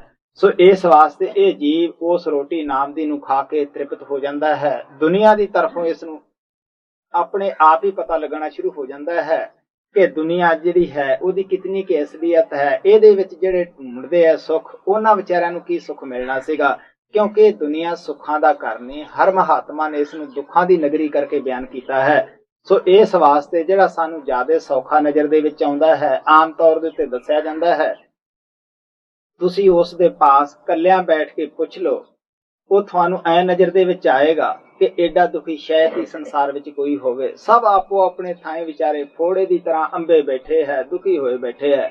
ਕਿਸੇ ਨੂੰ ਕਰਜ਼ਾ ਲੈਣ ਦਾ ਦੁੱਖ ਹੈ, ਕਿਸੇ ਨੂੰ ਦੇਣ ਦਾ ਦੁੱਖ ਹੈ, ਕੋਈ ਧੀ ਹੱਥੋਂ ਦੁਖੀ ਹੈ, ਜਵਾਈ ਰੁੱਸਿਆ ਬੈਠਾ ਹੈ, ਕੋਈ ਨੂੰਹ ਕਨੀਓ ਦੁਖੀ ਹੈ, ਕੋਈ ਔਲਾਦ ਕਨੀਓ, ਪੁੱਤ ਕਨੀਓ ਦੁਖੀ ਹੈ। ਸੋ ਮਹਾਤਮਾ ਦੇ ਕਹਿਣ ਦਾ ਭਾਵ ਇਤਨਾ ਹੀ ਹੈ ਕਿ ਸੰਸਾਰ ਦੇ ਵਿੱਚ ਜਿੱਧਰ ਵੀ ਤੁਸੀਂ ਨਿਗਾਹ ਮਾਰੋ, ਸਹਿਜੋ ਬਾਈ ਕਹਿੰਦੀ ਹੈ, ਨਾ ਸੁਖ ਵਿਦਿਆ ਦੇ ਪੜੇ, ਨਾ ਸੁਖ ਬਾਦ ਵਿਵਾਦ, ਸਾਧ ਸੁਖੀ ਸਹਿਜੋ ਕਹੇ, ਜਿਨ ਲੱਗੀ ਸੁਨ ਸਮਾਦ। ਮਤਾ ਇਹ ਦਿਲ 'ਚ ਖਿਆਲ ਆਵੇ ਕਿ ਔਲਾਦ ਨੂੰ ਛੱਡ ਕੇ ਸ਼ਾਇਦ ਕੋਈ ਜਿਹੜੇ ਪੜ੍ਹੇ ਲਿਖੇ ਆ ਇਹ ਹੀ ਸੌਖੇ ਹੋਣਗੇ, ਕਿਉਂਕਿ ਆਪ ਕਹਿਣ ਲੱਗੇ ਉਹਨਾਂ ਲੋਕਾਂ ਨੂੰ ਵੀ ਵਾਦ ਵਿਵਾਦ ਕਰਨ ਦੀ ਆਦਤ ਪੈ ਜਾਂਦੀ ਹੈ, ਨੁਕਤਾਚੀਨੀ ਕਰਨ ਦੀ ਆਦਤ ਪੈ ਜਾਂਦੀ ਹੈ। ਇਸ ਵਾਸਤੇ ਆਪ ਕਹਿਣ ਲੱਗੇ ਕਿੰਨਾਂ ਨੂੰ ਸੁੱਖ ਹੈ ਜੋ ਆਪਣੀ ਆਤਮਾ ਨੂੰ ਉਸ ਪ੍ਰਮਾਤਮਾ ਦੇ ਨਾਲ ਮਿਲਾ ਲੈਂਦੇ ਹੈ ਔਰ ਉਹ ਪ੍ਰਮਾਤਮਾ ਦੇ ਨਾਲ ਮਿਲ ਜਾਂਦੇ ਹੈ। ਸੰਤ ਮਹਾਤਮਾ ਉਸ ਦੇਸ਼ ਦੀ ਜਿਨ੍ਹਾਂ ਦੀ ਕਿ ਉਹਨਾਂ ਨੂੰ ਜਾਣਕਾਰੀ ਹੁੰਦੀ ਹੈ, ਜਿੱਥੇ ਮੌਤ ਔਰ ਪੈਦਾਇਸ਼ ਨਹੀਂ, ਜਿੱਥੇ ਦੁਨੀਆ ਦੀ ਕੋਈ ਪਰੇਸ਼ਾਨੀ ਨਹੀਂ, ਉਸ ਦੇਸ਼ ਚੋਂ ਆ ਕੇ ਸਾਨੂੰ ਆਤਮਾ ਨੂੰ ਸੰਦੇਸ਼ ਦਿੰਦੇ ਹੈ ਕਿ ਤੁਸੀਂ ਆਤਮਾ ਨੂੰ ਉਸ ਪ੍ਰਮਾਤਮਾ ਦੇ ਨਾਲ ਮਿਲਾਓ ਤਾਂ ਕਿ ਜਿਸ ਦੀ ਇਹ ਅੰਸ਼ ਹੈ ਉੱਥੇ ਪਹੁੰਚ ਕੇ ਸੁਖ ਪ੍ਰਾਪਤ ਕਰ ਲਵੇ। ਇਸ ਵਾਸਤੇ ਸਵਾਮੀ ਜੀ ਮਹਾਰਾਜ ਕਹਿੰਦੇ ਆ, ਸੁਰਤ ਸੁਣ ਬਾਤਰੀ ਤੇਰਾ ਧਨੀ ਵਸੇ ਆਕਾਸ਼, ਕਿ ਹੇ ਆਤਮਾ ਤੂੰ ਉਸ ਮਾਲਕ ਦਾ ਸੰਦੇਸ਼ ਸੁਣ, ਅਸੀਂ ਉਸ ਪ੍ਰਮਾਤਮਾ ਨੇ ਤੇਰੇ ਵਾਸਤੇ ਭੇਜੇ ਹੈ। ਉਹ ਤੇਰਾ ਪ੍ਰਮਾਤਮਾ ਆਕਾਸ਼ ਕਿਆ ਸੱਚਖੰਡ ਦੇ ਵਿੱਚ ਬੈਠਾ ਹੈ, ਤੂੰ ਉਸ ਨੂੰ ਮਿਲ ਸਕਦੀ ਹੈ ਜੀ। ਸੁਰਤ ਸੁਨ ਬਾਤਰੀ ਤੇਰਾ ਧਨੀ ਬਸੇ ਆਕਾਸ਼, ਤਜੋ ਸੰਗ ਜਾਰਰੀ, ਤੂੰ ਦੇਖ ਪਿਆ ਪ੍ਰਕਾਸ਼। ਹੁਣ ਆਪ ਉਸ ਚੀਜ਼ ਦਾ ਜ਼ਿਕਰ ਕਰਦੇ ਹੈ ਕਿ ਜਿਸ ਕਰਕੇ ਉਹ ਸਾਡਾ ਜਿਹੜਾ ਪ੍ਰਕਾਸ਼ ਹੈ ਆਤਮਾ ਦਾ ਗੁੰਮ ਹੋਇਆ ਬੈਠਾ ਹੈ, ਸ਼ਬਦ ਦਾ ਜੋ ਪ੍ਰਕਾਸ਼ ਹੈ, ਨੂਰ ਹੈ, ਗੁੰਮ ਹੋਇਆ ਬੈਠਾ ਹੈ। ਕਹਿਣ ਲੱਗੇ ਅਗਰ ਤੂੰ ਉਸ ਪ੍ਰਕਾਸ਼ ਨੂੰ ਦੇਖਣਾ ਚਾਹੁੰਦੀ ਹੈ, ਨੂਰ ਨੂੰ, ਜੋਤ ਨੂੰ ਦੇਖਣਾ ਚਾਹੁੰਦੀ ਹੈ, ਕੀ ਕਰ, ਮਨ ਇੰਦਰੀਆਂ ਦਾ ਸਾਥ ਛੱਡ, ਕਿਆ ਫੈਲੇ ਹੋਏ ਖਿਆਲ ਨੂੰ ਸਿਮਰਨ ਦੇ ਜਰੀਏ ਇਕੱਠਾ ਕਰਕੇ ਦੋਨਾਂ ਅੱਖਾਂ ਦੇ ਦਰਮਿਆਨ ਆ, ਫਿਰ ਤੈਨੂੰ ਪਤਾ ਲੱਗੇਗਾ ਕਿ ਉਸ ਪਰਮਾਤਮਾ ਦਾ ਕਿਤਨਾ ਨੂਰ ਮੇਰੇ ਅੰਦਰ ਛੁਪਿਆ ਹੋਇਆ ਹੈ। ਕਿਉਂਕਿ ਪਰਮਾਤਮਾ ਦਾ ਨੂਰ ਤਾਂ ਸਾਡੇ ਸਭ ਦੇ ਅੰਦਰ ਹੀ ਉਸਨੇ ਰੱਖਿਆ ਹੋਇਆ ਹੈ। ਸ਼ਬਦ ਦੀ ਲਾਈਟ ਸਾਰਿਆਂ ਦੇ ਅੰਦਰ ਹੀ ਹੈ, ਕਿਉਂਕਿ ਜਦ ਮੌਤ ਆਉਂਦੀ ਹੈ ਉਦੋਂ ਹੀ ਲਾਈਟ ਉਹ ਬੁਝਦੀ ਹੈ, ਨਹੀਂ ਤਾਂ ਸਭ ਦੇ ਅੰਦਰ ਹੀ ਹੁੰਦੀ ਹੈ। ਇਸ ਵਾਸਤੇ ਉਹ ਸਾਨੂੰ ਦੀਦੀ ਕਿਉਂ ਨਹੀਂ, ਅਸੀਂ ਉਸ ਤੋਂ ਫਾਇਦਾ ਕਿਉਂ ਨਹੀਂ ਉਠਾ ਸਕਦੇਗੇ, ਕਿਉਂਕਿ ਸਾਨੂੰ ਪਤਾ ਨਹੀਂਗਾ, ਸਾਨੂੰ ਕੋਈ ਐਸੀ ਮਦਦ ਕਰਨ ਵਾਲਾ ਨਹੀਂ ਮਿਲਿਆ। ਜੇ ਮਿਲ ਗਿਆ ਤਾਂ ਅਸੀਂ ਉਸ ਲਾਪਰਵਾਹੀ ਕਰ ਰੱਖੀ, ਕਿਉਂਕਿ ਅਸੀਂ ਮਿਹਨਤ ਦੇ ਚੋਰ ਰਹੇ। ਇਸ ਵਾਸਤੇ ਮਹਾਤਮਾ ਸਾਨੂੰ ਦੱਸਦੇ ਆ ਕਿ ਸਭ ਤੋਂ ਪਹਿਲਾਂ ਮਨ ਇੰਦਰੀਆਂ ਦਾ ਸਾਥ ਛੱਡੋ, ਕਿਉਂਕਿ ਫਿਰ ਤੁਹਾਨੂੰ ਪਤਾ ਲੱਗੇਗਾ ਕਿ ਉਹ ਪ੍ਰਮਾਤਮਾ ਦਾ ਸਾਡੇ ਅੰਦਰ ਕਿਤਨਾ ਨੂਰ ਹੈ, ਕਿਤਨਾ ਪ੍ਰਕਾਸ਼ ਹੈ। ਸਾਡੀ ਆਤਮਾ ਦੇ ਉੱਪਰ ਪਹਿਲਾਂ ਇਹ ਸਥੂਲ ਪੜਦਾ ਹੈ, ਇਸ ਦੇ ਅੰਦਰ ਸੂਖਸ਼ਮ ਹੈ, ਉਸ ਦੇ ਅੰਦਰ ਕਾਰਨ ਹੈ। ਜਿਸ ਤਰ੍ਹਾਂ ਇੱਕ ਪਿੰਜਰੇ ਦੇ ਅੰਦਰ ਦੂਸਰਾ ਪਿੰਜਰਾ ਹੈ, ਦੂਸਰੇ ਦੇ ਅੰਦਰ ਤੀਸਰਾ ਪਿੰਜਰਾ ਹੈ। ਇਸੇ ਤਰ੍ਹਾਂ ਹਜੂਰ ਮਹਾਰਾਜ ਜੀ ਮਿਸਾਲ ਦੇ ਕੇ ਸਮਝਾਉਂਦੇ ਹੁੰਦੇ ਸੀਗੇ, ਜਿਸ ਤਰ੍ਹਾਂ ਬੜਾ ਅੱਛਾ ਗੈਸ ਹੁੰਦਾ ਹੈ, ਉਸ ਦੇ ਉੱਪਰ ਕਈ ਕਾਲੇ ਟਾਟ ਦੇ ਪਰਦੇ ਚੜਾ ਦਈਏ, ਜਿੱਥੇ ਵੀ ਆਪਾਂ ਲਿਜਾਵਾਂਗੇ ਉੱਥੇ ਅੰਧੇਰਾ ਹੀ ਅੰਧੇਰਾ ਹੈ। ਅਗਰ ਉਹ ਪਰਦਿਆਂ ਨੂੰ ਆਪਾਂ ਉਤਾਰਨਾ ਸ਼ੁਰੂ ਕਰ ਦੇਵਾਂਗੇ, ਉਹ ਗੈਸ ਦਾ ਉਸ ਦੇ ਅੰਦਰ ਜਗਦਾ ਹੈ ਔਰ ਜਿਹੜਾ ਮਕਾਨ ਹੈ ਉਹ ਸਾਰਾ ਨੂਰ ਪ੍ਰਕਾਸ਼ ਦੇ ਨਾਲ ਭਰ ਜਾਏਗਾ। ਫਿਰ ਸਾਨੂੰ ਪਤਾ ਲੱਗਦਾ ਹੈ ਕਿ ਗੈਸ ਤਾਂ ਪਹਿਲਾਂ ਹੀ ਜਗਦਾ ਸੀਗਾ। ਇਸੇ ਤਰ੍ਹਾਂ ਜਦੋਂ ਅਸੀਂ ਆਪਣੀ ਆਤਮਾ ਤੋਂ ਸਾਰੇ ਸਥੂਲ ਸੂਖਸ਼ਮ ਪਰਦੇ ਲਾ ਲੈਂਦੇ ਹਾਂ, ਫਿਰ ਸਾਨੂੰ ਪਤਾ ਲੱਗਦਾ ਹੈ ਕਿ ਸਾਡੀ ਆਤਮਾ ਦਾ ਕਿਤਨਾ ਚਾਨਣ ਹੈ, ਕਿਤਨਾ ਨੂਰ ਹੈ, ਕਿਤਨਾ ਪ੍ਰਕਾਸ਼ ਹੈ ਔਰ ਕਿਸ ਤਰ੍ਹਾਂ ਇਸ ਪ੍ਰਕਾਸ਼ ਨੂੰ ਪੜਦੇ ਢਕੀ ਬੈਠੇ ਹੈ। ਸੋ ਇਸ ਵਾਸਤੇ ਮਹਾਤਮਾ ਆ ਕੇ ਉਪਦੇਸ਼ ਕਰਦੇ ਆ ਕਿ ਤੁਸੀਂ ਇਹਨਾਂ ਚੀਜ਼ਾਂ ਦਾ ਸਾਥ ਛੱਡੋ, ਤੁਸੀਂ ਉਸ ਨੂਰ ਨੂੰ, ਪ੍ਰਕਾਸ਼ ਨੂੰ ਦੇਖ ਸਕਦੇ ਹੋ। ਸਜੋ ਸੰਗ ਜਾਰੀ ਤੂੰ ਦੇਖ ਪਿਆ ਪ੍ਰਕਾਸ਼, ਚਲੋ ਗੁਰੂ ਕੀ ਲਾਰੀ ਤੂੰ ਪਾਵੇ ਅਜਰ ਨਿਵਾਸ। ਹੁਣ ਸੰਤ ਮਹਾਤਮਾ ਸਾਨੂੰ ਆ ਕੇ ਅੰਧ ਵਿਸ਼ਵਾਸ ਨਹੀਂ ਦਿੰਦੇ ਗਏ। ਨਾ ਮਹਾਤਮਾ ਦਾ ਇਹ ਉਪਦੇਸ਼ ਹੁੰਦਾ ਹੈ ਕਿ ਤੁਸੀਂ ਉਸ ਪਰਮਾਤਮਾ ਨੂੰ ਦੂਸਰੇ ਜਨਮ 'ਚ ਮਿਲ ਸਕਦੇ ਹੋ ਜਾਂ ਦੂਸਰੇ ਜਨਮ 'ਚ ਮਿਲ ਪਾਓਗੇ ਜਾਂ ਤੁਸੀਂ ਸਾਡੇ ਮਗਰੋਂ ਹੀ ਮਿਲੋਗੇ। ਉਹ ਕਹਿੰਦੇ ਨਹੀਂ। ਸਤਿਗੁਰੂ ਅੱਗੇ ਜਾਂਦਾ ਹੈ, ਉਹ ਕਹਿੰਦਾ ਆਓ ਮੈਂ ਤੁਹਾਨੂੰ ਨਾਲ ਹੋ ਕੇ ਲੈ ਜਾਣਾ ਹੈ। ਕਿਉਂਕਿ ਜਦੋਂ ਅਸੀਂ ਆਪਣੀ ਆਤਮਾ ਤੋਂ ਸਥੂਲ ਸੂਖਸ਼ਮ ਤਿੰਨੇ ਪਰਦੇ ਲਾ ਕੇ 10ਵੇਂ ਦੁਆਰ ਵਿੱਚ ਪਹੁੰਚ ਜਾਂਦੇ ਹਾਂ, ਜਦ ਇਹਦਾ ਆਪਣਾ 12 ਸੂਰਜ ਦਾ ਨੂਰ ਪ੍ਰਕਾਸ਼ ਉੱਥੇ ਹੋ ਜਾਂਦਾ ਹੈ। ਲੇਕਿਨ ਅੱਗੇ ਜਦੋਂ ਅਸੀਂ ਜਾਂਦੇ ਹਾਂ, ਉਸ ਮਹਾਸੁਨ ਦੇ ਵਿੱਚ ਸਾਡੀ ਆਤਮਾ ਦਾ ਜਿਹੜਾ 12 ਸੂਰਜ ਦਾ ਨੂਰ ਹੁੰਦਾ ਹੈ ਉਹ ਕੌਡੀ ਕੰਮ ਨਹੀਂ ਦਿੰਦਾਗਾ। ਉੱਥੇ ਬੜਾ ਅੰਧੇਰਾ ਹੈ। ਜਦ ਸਤਿਗੁਰੂ ਅੱਗੇ ਹੁੰਦਾ ਹੈ, ਉਹਦੇ ਪ੍ਰਕਾਸ਼ ਦੇ ਨਾਲ ਹੀ ਆਤਮਾ ਅੱਗੇ ਜਾ ਸਕਦੀ ਹੈ। ਇਸ ਵਾਸਤੇ ਅੱਗੇ ਅਸੀਂ ਕਿੱਥੇ ਜਾਂਦੇ ਹਾਂ, ਸਾਨੂੰ ਉਸ ਜਗ੍ਹਾ ਲੈ ਜਾਂਦਾ ਹੈ ਜਿਸ ਜਗ੍ਹਾ ਦਾ ਕਦੇ ਨਾਸ ਨਹੀਂ ਹੋਣਾਗਾ, ਕਦੇ ਪਨਾਹ ਨਹੀਂ ਹੋਣਾਗਾ। ਉਹ ਉਹਦਾ ਆਪਣਾ ਘਰ ਹੈ। ਉਸ ਘਰ ਦੇ ਵਿੱਚੋਂ ਆ ਕੇ ਸਾਨੂੰ ਉਪਦੇਸ਼ ਕਰਦਾ ਹੈ ਜੀ। ਚਲੋ ਗੁਰੂ ਕੀ ਲਾਰੀ ਤੂੰ ਪਾਵੇ ਅਜਰ ਨਿਵਾਸ, ਗਹੋ ਸਰਨ ਕੋਈ ਸਾਦਰੀ ਜੋ ਮਿਲੇ ਸ਼ਬਦ ਘਰ ਬਾਸ। ਹੁਣ ਆਤਮਾ ਨੂੰ ਪਰਮਾਤਮਾ ਦੇ ਨਾਲ ਮਿਲਾਉਣ ਦਾ ਮਸਲਾ ਕਦੇ ਵੀ ਕਿਸੇ ਨੇ ਅੱਜ ਤਾਈਂ ਆਪਣੇ ਆਪ ਹੱਲ ਨਹੀਂ ਕੀਤਾਗਾ। ਜਿਸ ਤਰ੍ਹਾਂ ਗੁਰੂ ਸਾਹਿਬ ਬਾਣੀ ਦੇ ਵਿੱਚ ਕਹਿੰਦੇ ਆ, ਮਾਤਾ ਪਿਤਾ ਬਗੈਰ ਬਾਲ ਨਹੀਂ ਹੋ ਸਕਦਾਗਾ। ਇਸੇ ਤਰ੍ਹਾਂ ਆਪ ਕਹਿੰਦੇ ਕਿ ਜਿਸ ਤਰ੍ਹਾਂ ਮਾਤਾ ਪਿਤਾ ਤੋਂ ਬਗੈਰ ਬਾਲ ਪੈਦਾ ਨਹੀਂ ਹੋ ਸਕਦਾਗਾ, ਇਸੇ ਤਰ੍ਹਾਂ ਆਪਣੇ ਆਪ ਅਸੀਂ ਉਸ ਪਰਮਾਤਮਾ ਨੂੰ ਮਿਲ ਨਹੀਂ ਸਕਦੇਗੇ। ਕਿੰਨਾਂ ਦੇ ਜਰੀਏ ਪਰਮਾਤਮਾ ਨੂੰ ਮਿਲ ਸਕਦੇ ਆ? ਜਿਨ੍ਹਾਂ ਨੇ ਉਸ ਪਰਮਾਤਮਾ ਨੂੰ ਆਪ ਦੇ ਅੰਦਰ ਪ੍ਰਗਟ ਕੀਤਾ ਹੁੰਦਾ ਹੈ। ਕਿਉਂਕਿ ਪੜ੍ਹਿਆ ਹੋਇਆ ਦੂਸਰੇ ਨੂੰ ਪੜ੍ਹਾ ਸਕਦਾ ਹੈ। ਕੋਈ ਪਹਿਲਵਾਨੀ ਜਾਣਦਾ ਹੈ, ਉਹੀ ਦੂਸਰੇ ਨੂੰ ਸਿਖਾ ਸਕਦਾ ਹੈ। ਇਸੇ ਤਰ੍ਹਾਂ ਜਿਹੜਾ ਆਪ ਅੰਧਾ ਹੈ ਉਹ ਦੂਸਰੇ ਨੂੰ ਕਿਸ ਤਰ੍ਹਾਂ ਰਸਤਾ ਦੱਸ ਸਕਦਾ ਹੈ। ਜਿਸ ਤਰ੍ਹਾਂ ਅੰਧੇ ਲੋਕ ਹਾਥੀ ਦੇਖ ਲੈਂਦੇ ਆ, ਉਸ ਦਾ ਕੋਈ ਪਤਾ ਨਿਸ਼ਾਨ ਜਾਂ ਰੰਗ ਰੂਪ ਨਹੀਂ ਦੱਸ ਸਕਦੇਗੇ। ਇਸੇ ਤਰ੍ਹਾਂ ਅੱਖੀਆਂ ਵਾਲਾ ਅਗਰ ਹਾਥੀ ਨੂੰ ਦੇਖ ਲਵੇ, ਉਹ ਕਦੇ ਧੋਖਾ ਨਹੀਂ ਖਾ ਸਕਦਾਗਾ। ਉਹ ਦੂਸਰੇ ਨੂੰ ਵੀ ਦੱਸ ਸਕਦਾ ਹੈ ਕਿ ਉਹਦਾ ਇਤਨਾ ਕੱਦ ਹੈ ਔਰ ਇਸ ਤਰ੍ਹਾਂ ਦਾ ਉਸਦਾ ਰੰਗ ਹੈ, ਇਸ ਤਰ੍ਹਾਂ ਉਸ ਦੀ ਚਾਲ ਹੈ। ਇਸੇ ਤਰ੍ਹਾਂ ਕਹਿੰਦੇ ਉਹ ਸਾਧ ਦੀ ਸ਼ਰਨ ਦੇ ਵਿੱਚ ਜਾਓ ਜਿਸ ਨੇ ਇਸ ਜ਼ਿੰਦਗੀ ਦੇ ਵਿੱਚ ਆਪਦਾ ਮਸਲਾ ਹੱਲ ਕੀਤਾ ਹੋਵੇ, ਜਿਸ ਨੇ ਖੁਦ ਸ਼ਾਂਤੀ ਪ੍ਰਾਪਤ ਕੀਤੀ ਹੋਵੇ, ਉਹ ਹੀ ਦੂਸਰੇ ਨੂੰ ਕਰਾ ਸਕਦਾ ਹੈ। ਸੋ ਮਹਾਤਮਾ ਜਦ ਅਸੀਂ ਇੱਥੇ ਆ ਕੇ ਖੋਜ ਕਰਦੇ ਹਾਂ, ਸਾਨੂੰ ਪਤਾ ਲੱਗਦਾ ਹੈ ਕਿ ਕਿਸ ਤਰ੍ਹਾਂ ਮਹਾਤਮਾ ਦੀਆਂ ਜ਼ਿੰਦਗੀਆਂ ਭਜਨ ਅਭਿਆਸ ਦੇ ਵਿੱਚ ਲੰਘ ਜਾਂਦੀਆਂ ਹੈ, ਕਿਸ ਤਰ੍ਹਾਂ ਉਹਨਾਂ ਨੇ ਮਿਹਨਤਾਂ ਕੀਤੀਆਂ ਹੁੰਦੀਆਂ ਹੈ। ਜਦੋਂ ਅਸੀਂ ਮਹਾਤਮਾ ਦੀ ਹਿਸਟਰੀ ਪੜ੍ਹਦੇ ਹਾਂ, ਪਤਾ ਲੱਗਦਾ ਹੈ ਕਿ ਕਿਸ ਤਰ੍ਹਾਂ ਗੁਰੂ ਨਾਨਕ ਦੇਵ ਜੀ ਮਹਾਰਾਜ ਨੇ 11 ਸਾਲ ਠਿਕਰੀਆਂ ਰੋੜਾਂ ਦਾ ਵਿਛਾਉਣਾ ਕੀਤਾ ਕਿ ਉਹਨਾਂ ਨੂੰ ਅੱਛੇ ਬਿਸਤਰੇ ਨਹੀਂ ਮਿਲਦੇ ਸਨ। ਕਿਸ ਤਰ੍ਹਾਂ ਉਹਨਾਂ ਨੇ ਮਿਹਨਤਾਂ ਕੀਤੀਆਂ, ਕਿਸ ਤਰ੍ਹਾਂ ਕਈਆਂ ਥਾਈਂ ਜਾ ਕੇ ਉਹ ਕਈਆਂ ਨੂੰ ਮਿਲੇ ਵੀ, ਖੋਜ ਵੀ ਕੀਤੀ। ਸੋ ਇਸੇ ਤਰ੍ਹਾਂ ਬਾਬਾ ਜੈਮਲ ਸਿੰਘ ਦੀ ਹਿਸਟਰੀ ਪੜ੍ਹ ਕੇ ਦੇਖ ਲਓ ਕਿਸ ਤਰ੍ਹਾਂ ਉਹਨਾਂ ਨੇ ਦਿਨ ਰਾਤ ਮਿਹਨਤ ਕੀਤੀ, ਕਿਸ ਤਰ੍ਹਾਂ ਉਹਨਾਂ ਨੇ ਭੁੱਖੇ ਪਿਆਸੇ ਰਹਿ ਕੇ ਔਰ ਰਾਤ ਨੂੰ ਫਿਰ ਵੀ ਮੰਜਾ ਖੜਾ ਕਰ ਲੈਂਦੇ ਜਾਂ ਛਾਂਟਾ ਕੋਲੇ ਰੱਖ ਲੈਂਦੇ ਸੀਗੇ। ਜਦ ਨੀਂਦ ਆਉਂਦੀ ਪਿੰਡੇ ਤੇ ਮਾਰ ਲੈਂਦੇ ਸੀਗੇ ਜਾਂ ਮੰਜੇ ਦੇ ਨਾਲ ਖੜੇ ਹੋ ਜਾਂਦੇ ਸੀਗੇ। ਇਸੇ ਤਰ੍ਹਾਂ ਜਿਸ ਮਹਾਤਮਾ ਸਵਾਮੀ ਜੀ ਦੀ ਆਪਾਂ ਬਾਣੀ ਪੜ੍ਹਦੇ ਹਾਂ, 17 ਸਾਲ ਇਹਨਾਂ ਨੇ ਕਿਸ ਤਰ੍ਹਾਂ ਦੇਰੀ ਪੋਹੜੀ ਦੇ ਅੰਦਰ ਅਭਿਆਸ ਕੀਤਾ ਔਰ ਮਿਹਨਤ ਕੀਤੀ। ਇਸੇ ਤਰ੍ਹਾਂ ਬਾਬਾ ਸਾਵਣ ਸਿੰਘ ਮਹਾਰਾਜ ਦਾ ਸਾਨੂੰ ਪਤਾ ਹੀ ਹੈ ਕਿਸ ਤਰ੍ਹਾਂ ਉਹਨਾਂ ਨੇ ਵਿਰਾਗਨ ਖੜੇ ਹੋ ਕੇ ਬਣਾਈ ਹੋਈ ਸੀਗੀ। ਜਦ ਬੈਠਿਆਂ ਨੂੰ ਨੀਂਦ ਆਉਂਦੀ ਸੀਗੀ ਤਾਂ ਖੜੇ ਹੋ ਕੇ ਅਭਿਆਸ ਕਰਦੇ ਸੀ। ਇਸੇ ਤਰ੍ਹਾਂ ਹਜੂਰ ਮਹਾਰਾਜ ਕਿਰਪਾਲ ਦੇ ਮੁਤਲਕ ਹਰ ਇੱਕ ਨੂੰ ਪਤਾ ਹੈ ਕਿਵੇਂ ਉਹਨਾਂ ਨੇ ਮਿਹਨਤਾਂ ਕੀਤੀਆਂ, ਕਿਸ ਤਰ੍ਹਾਂ ਰਾਤਾਂ ਨੂੰ ਜਾਗੇ। ਮਸਤਾਨਾ ਜੀ ਦੇ ਪਾਸ ਮੈਨੂੰ ਕਾਫੀ ਆਉਣ ਜਾਣ ਦਾ ਮੌਕਾ ਮਿਲਿਆ। ਮਸਤਾਨਾ ਇਹ ਕਹਿੰਦਾ ਹੁੰਦਾ ਸੀਗਾ ਕਿ ਜਿਸਨੇ ਬਖਸ਼ਿਸ਼ ਦੇਖਣੀ ਹੈ ਸਾਵਣ ਦੀ, ਉਹ ਮੇਰੇ ਕੋਲੇ ਆ ਕੇ ਦੇਖ ਸਕਦਾ ਹੈ, ਕਿਉਂਕਿ ਮੈਂ ਇਤਨੀ ਕਮਾਈ ਨਹੀਂ ਕੀਤੀ, ਇਹ ਬਖਸ਼ਿਸ਼ ਹੀ ਹੈ। ਔਰ ਜਿਸਨੇ ਕਮਾਈ ਦੇਖਣੀ ਹੈ ਉਹ ਦਿੱਲੀ ਕਿਰਪਾਲ ਦੇ ਕੋਲੇ ਜਾਵੇ। ਮਸਤਾਨਾ ਜੀ ਇਹ ਕਹਿੰਦੇ ਹੁੰਦੇ ਸੀ ਕਿ ਕਿਰਪਾਲ ਦੀ ਇਤਨੀ ਕਮਾਈ ਕੀਤੀ ਹੋਈ ਹੈ, ਅਗਰ ਦੋ ਪਾਸੇ ਦੁਸ਼ਮਣਾਂ ਦੀਆਂ ਤੋਪਾਂ ਚੱਲਦੀਆਂ ਹੋਣ, ਅਗਰ ਉਹ ਹੱਥ ਕਰ ਦੇਵੇ ਤਾਂ ਤੋਪਾਂ ਦੋਨੇ ਖੜੀਆਂ ਹੋ ਸਕਦੀਆਂ ਹੈ। ਇਸੇ ਤਰ੍ਹਾਂ ਹਜੂਰ ਦੀ, ਕਿਉਂਕਿ ਉਹ ਉਹਨਾਂ ਦੇ ਗੁਰਭਾਈ ਸਨ, ਗੁਰਭਾਈ ਨੂੰ ਗੁਰਭਾਈ ਦੇ ਮੁਤਲਕ ਗਿਆਨ ਹੁੰਦਾ ਹੈ। ਕਿਉਂਕਿ ਮਹਾਰਾਜ ਸਾਵਣ ਸਿੰਘ ਨੂੰ ਮਸਤਾਨਾ ਜੀ ਖੁਦਾ ਕਹਿੰਦੇ ਹੁੰਦੇ ਸੀ, ਕਿਰਪਾਲ ਨੂੰ ਖੁਦਾ ਦਾ ਪੁੱਤਰ ਕਹਿੰਦੇ ਹੁੰਦੇ ਸੀਗੇ। ਸੋ ਇਸ ਵਾਸਤੇ ਸਾਨੂੰ ਉਹਨਾਂ ਦੇ ਮੁਤਲਕ ਦੇਖਣਾ ਚਾਹੀਦਾ ਹੈ ਕਿ ਕਿਸ ਤਰ੍ਹਾਂ ਉਹਨਾਂ ਨੇ ਰਾਤਾਂ ਜਾਗੀਆਂ, ਮਿਹਨਤਾਂ ਕੀਤੀਆਂ। ਅਗਰ ਮਿਹਨਤਾਂ ਕੀਤੀਆਂ ਤਾਂ ਹੀ ਉਹਨਾਂ ਨੇ ਸਾਨੂੰ ਅੱਗੇ ਮਿਹਨਤ ਕਰਨੀ ਦੱਸੀ। ਮਹਾਰਾਜ ਸਾਵਣ ਸਿੰਘ ਕਹਿੰਦੇ ਹੁੰਦੇ ਸੀਗੇ, ਜਿਹੜੇ ਲੋਕ ਇਹ ਕਹਿੰਦੇ ਆ ਕਿ ਅਸੀਂ ਮਿਹਨਤ ਤਾਂ ਕਰੀਏ ਨਾ, ਭਗਵਾਨ ਸਾਨੂੰ ਜ਼ਰੂਰ ਮਿਲ ਜਾਵੇ ਜਾਂ ਸਾਡਾ ਕੰਮ ਸੰਤ ਕਰ ਲੈਣ, ਇਹ ਕਦੇ ਵੀ ਅਸੀਂ ਕਾਮਯਾਬ ਨਹੀਂ ਹੋ ਸਕਦੇਗੇ। ਮਹਾਰਾਜ ਸਾਵਣ ਸਿੰਘ ਸਿਕੰਦਰਪੁਰ ਦੇ ਵਿੱਚ ਬੈਠੇ, ਕੁਝ ਸੇਵਾਦਾਰ ਬੈਠੇ।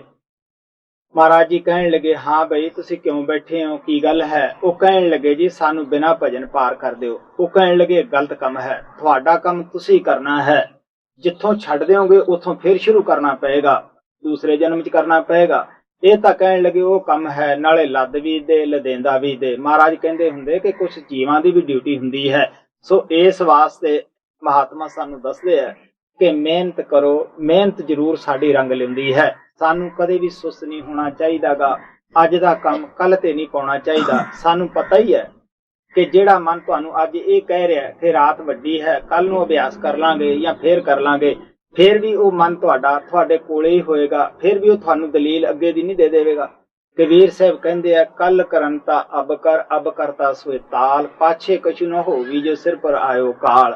ਮੈਂ ਆਪਣੇ ਮੁਤਲਕ ਦੱਸਦਾ ਹੁੰਦਾ ਹੈ ਕਿ ਜਦੋਂ ਮੈਂ ਬਾਬਾ ਬਿਸ਼ਨ ਦਾਸ ਕੋਲੇ ਜਾਂਦਾ ਹੁੰਦਾ ਸੀਗਾ, ਮੇਰਾ ਇੱਕ ਦਿਨ ਮਨ ਜਿਹੜਾ ਸੀਗਾ ਉਹ ਨਾ ਉੱਠਣ ਨੂੰ ਤਿਆਰ ਹੋਇਆ, ਔਰ ਦਿਲ ਦੇ ਵਿੱਚ ਇਹ ਖਿਆਲ ਕਿ ਕਾਫੀ ਲੰਬਾ ਸਫ਼ਰ ਕੀਤਾ, ਪੈ ਜਾਓ, ਆਰਾਮ ਕਰ ਲਓ। ਜਦ ਬਾਬਾ ਬਿਸ਼ਨ ਦਾਸ ਨੂੰ ਪਤਾ ਲੱਗਿਆ ਕਿ ਉੱਠਦਾ ਨਹੀਂਗਾ, ਉਹ ਮੈਨੂੰ ਕਹਿਣ ਲੱਗੇ ਕਿ ਉਹਨਾਂ ਦਾ ਜਿਹੜਾ ਆਸ਼ਰਮ ਸੀਗਾ ਉਹ ਕੁਛ ਛੱਪੜ ਤਲਾਅ ਜੈਸੇ ਬਣੇ ਹੋਏ ਸੀ, ਪੱਕੇ ਨਹੀਂ ਸੀ, ਕੱਚੇ ਸੀ। ਮੈਨੂੰ ਕਹਿਣ ਲੱਗੇ ਤੂੰ ਇੱਥੇ ਆ।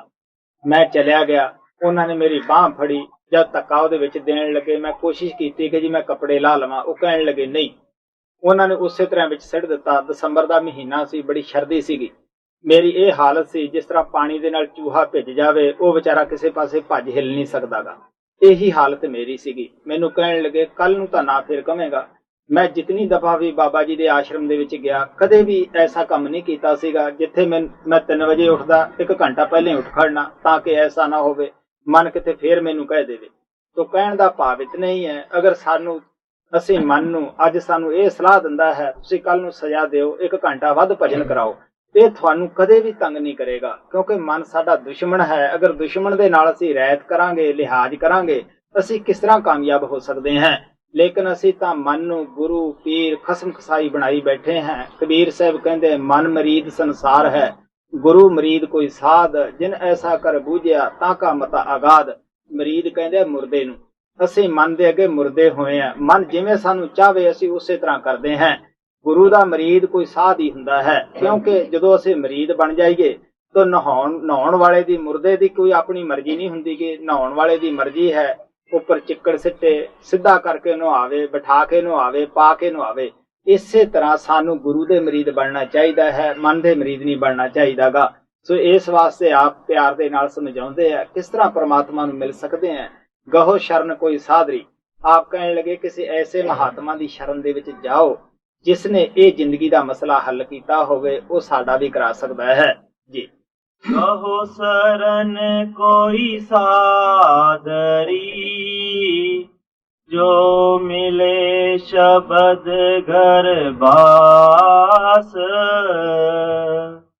तन पिंजरा ये काल का, क्यों करे पराई आस।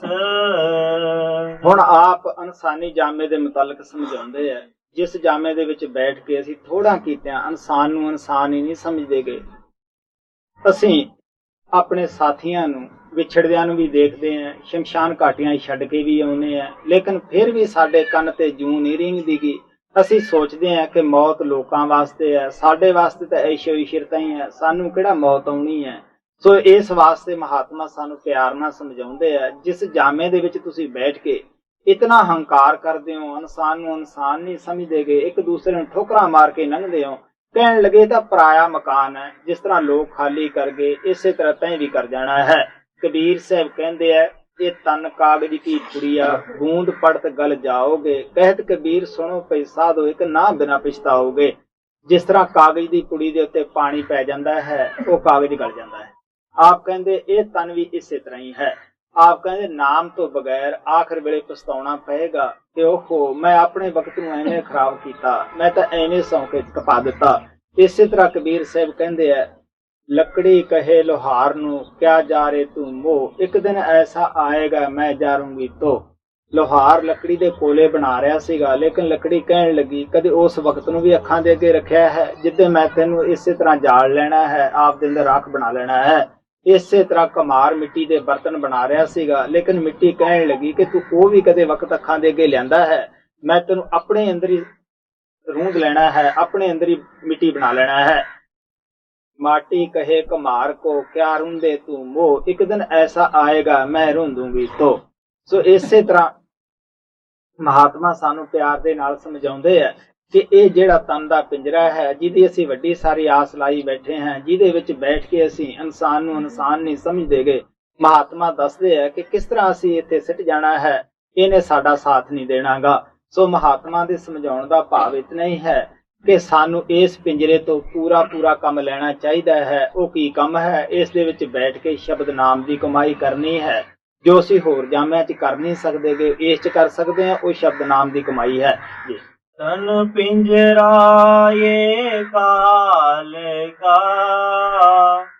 क्यों करे पराई आस। 10 इंद्री के भोग की, तेरे पड़ी गले में फांस। ਹੁਣ 5 कर्म इंद्रियां 5 ज्ञान इंद्रियां है, ये सानू ਜੇ ਅਸੀਂ ਬੁਰਾਈ ਤੋਂ ਹਟਦੇ ਆਂ, ਭਲਾਈ ਵਾਲੇ ਪਾਸੇ ਤੁਰ ਪੈਨੇ ਆਂ, ਦਿਲ ਦੇ ਵਿੱਚ ਇਹ ਖਿਆਲ ਹੈ ਕਿ ਚੰਗਾ ਕਰਮ ਕਰਨਾ ਤਾਂ ਬੁਰਾ ਨਹੀਂਗਾ, ਲੇਕਿਨ ਮਹਾਤਮਾ ਸਾਨੂੰ ਇਹ ਦੱਸਦੇ ਆ ਕਿ ਬੇੜੀ ਆਖਰ ਲੋਹੇ ਦੀ ਵੀ ਦੁੱਖ ਦਿੰਦੀ ਹੈ, ਸੋਨੇ ਦੀ ਵੀ ਦੁੱਖ ਦਿੰਦੀ ਹੈ। ਆਪ ਕਹਿੰਦੇ ਨਾ ਸਾਨੂੰ ਬੁਰੇ ਕਰਮ ਦੇ ਬੰਧਨਾਂ ਤੋਂ ਛੁਡਾ ਸਕਦੇ ਹੈ, ਨਾ ਸਾਡੇ ਭਲੇ ਸਾਨੂੰ ਛੁਡਾ ਸਕਦੇ ਹੈ। ਇਹ ਭਲੇ ਕਰਮ ਅਸੀਂ ਕਰਦੇ ਹਾਂ, ਮਹਾਤਮਾ ਸਾਨੂੰ ਇਹ ਨਹੀਂ ਕਹਿੰਦੇ ਕਿ ਤੁਸੀਂ ਕੋਈ ਭਲਾ ਕਰਮ ਕਰੋ ਹੀ ਨਾ, ਉਹ ਕਹਿੰਦੇ ਤੁਸੀਂ ਕਰੋ, ਪੁੰਨ ਦਾਨ ਕਰੋ, ਭਲਾ ਕਰਮ ਕਰੋ, ਲੇਕਿਨ ਉਹਦੀ ਆਸ ਨਾ ਲਾ ਕੇ ਬੈਠ ਜਾਓ ਕਿ ਸਾਨੂੰ ਇਹ ਮਿਲੇ। ਇਸ ਵਾਸਤੇ ਅਗਰ ਆਸ ਲਾਈ ਬੈਠੇ ਹੈ ਤਾਂ ਸਾਨੂੰ ਉਹਦਾ ਫਲ ਜ਼ਰੂਰ ਮਿਲੇਗਾ। ਕੀ ਫਲ ਮਿਲੇਗਾ? ਅਗਰ ਅਸੀਂ ਪੁੰਨ ਦਾਨ ਕਰਦੇ ਹਾਂ, ਅੱਛੇ ਨੇਕ ਕਰਮ ਕਰਦੇ ਹਾਂ, ਇਸ ਸੰਸਾਰ ਦੇ ਵਿੱਚ ਸ਼ੇਠ ਸ਼ਾਹੂਕਾਰ ਬਣ ਕੇ ਆ ਜਾਵਾਂਗੇ, ਕੋਈ ਲੀਡਰ ਬਣ ਕੇ ਆ ਜਾਵਾਂਗੇ, ਰਾਜੇ ਮਹਾਰਾਜੇ ਬਣ ਕੇ ਆ ਜਾਵਾਂਗੇ, ਝੌਂਪੜੀ ਚੋਂ ਬਿਸਤਰ ਚੁੱਕ ਕੇ ਮਹੱਲ ਵਿੱਚ ਲਾ ਲਾਂਗੇ, ਝਾੜੂ ਹੱਥ ਚੋਂ ਨਿਕਲ ਜਾਏਗਾ, ਹਕੂਮਤ ਦੀ ਬਾਗਡੋਰ ਹੱਥ ਵਿੱਚ ਆ ਜਾਏਗੀ। ਲੇਕਿਨ ਸਾਨੂੰ ਪਤਾ ਹੀ ਹੈ ਕਿ ਨਾ ਇੱਥੇ ਕੋਈ ਰਾਜਾ ਸੁਖੀ ਹੈ, ਨਾ ਕੋਈ ਲੀਡਰ ਸੁਖੀ ਹੈ, ਸਭ ਆਪੋ ਆਪਣੇ ਥਾਈਂ ਵਿਚਾਰੇ ਦੁਖੀ ਹੈ। ਤਪੋ ਰਾਜ ਰਾਜੋ ਨਰਕ।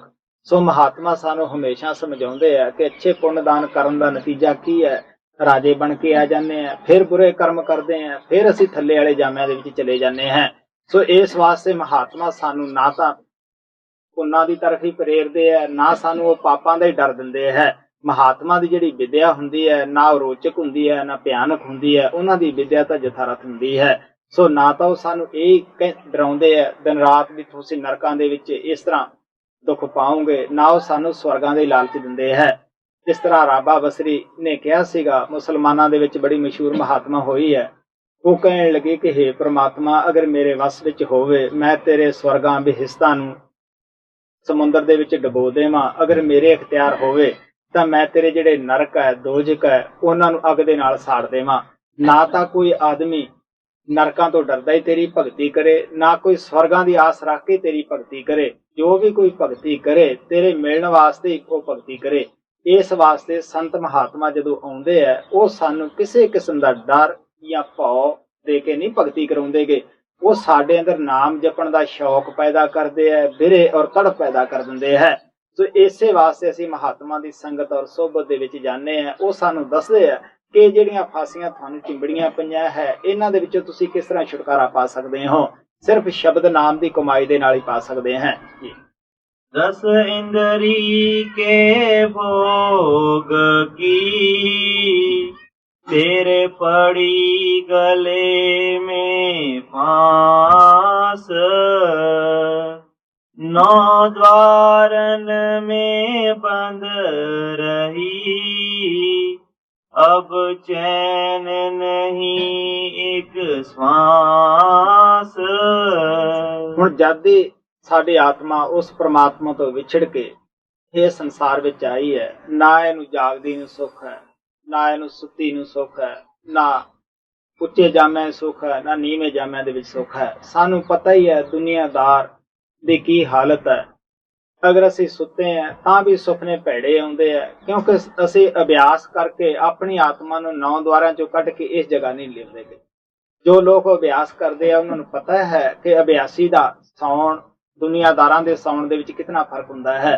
ਕਿਉਂਕਿ ਜਿਨ੍ਹਾਂ ਨੇ ਕਦੇ ਆਪਦੀ ਆਤਮਾ ਫੈਲੀ ਹੋਈ ਇਕੱਠੀ ਕਰਕੇ 9 ਦੁਆਰਾਂ ਚ ਉੱਪਰ ਨਹੀਂ ਲਿਆਂਦੀ ਗਈ, ਉਹ ਜਦੋਂ ਸੌਂਦੇ ਆ ਆਤਮਾ ਫਿਰ ਥੱਲੇ ਇੰਦਰੀਆਂ ਦੇ ਘਾਟ ਤੇ ਆ ਜਾਂਦੀ ਹੈ। ਉੱਥੇ ਕੀ ਹੈ, ਭੈੜੇ ਸੁਪਨੇ ਆਉਂਦੇ ਆ।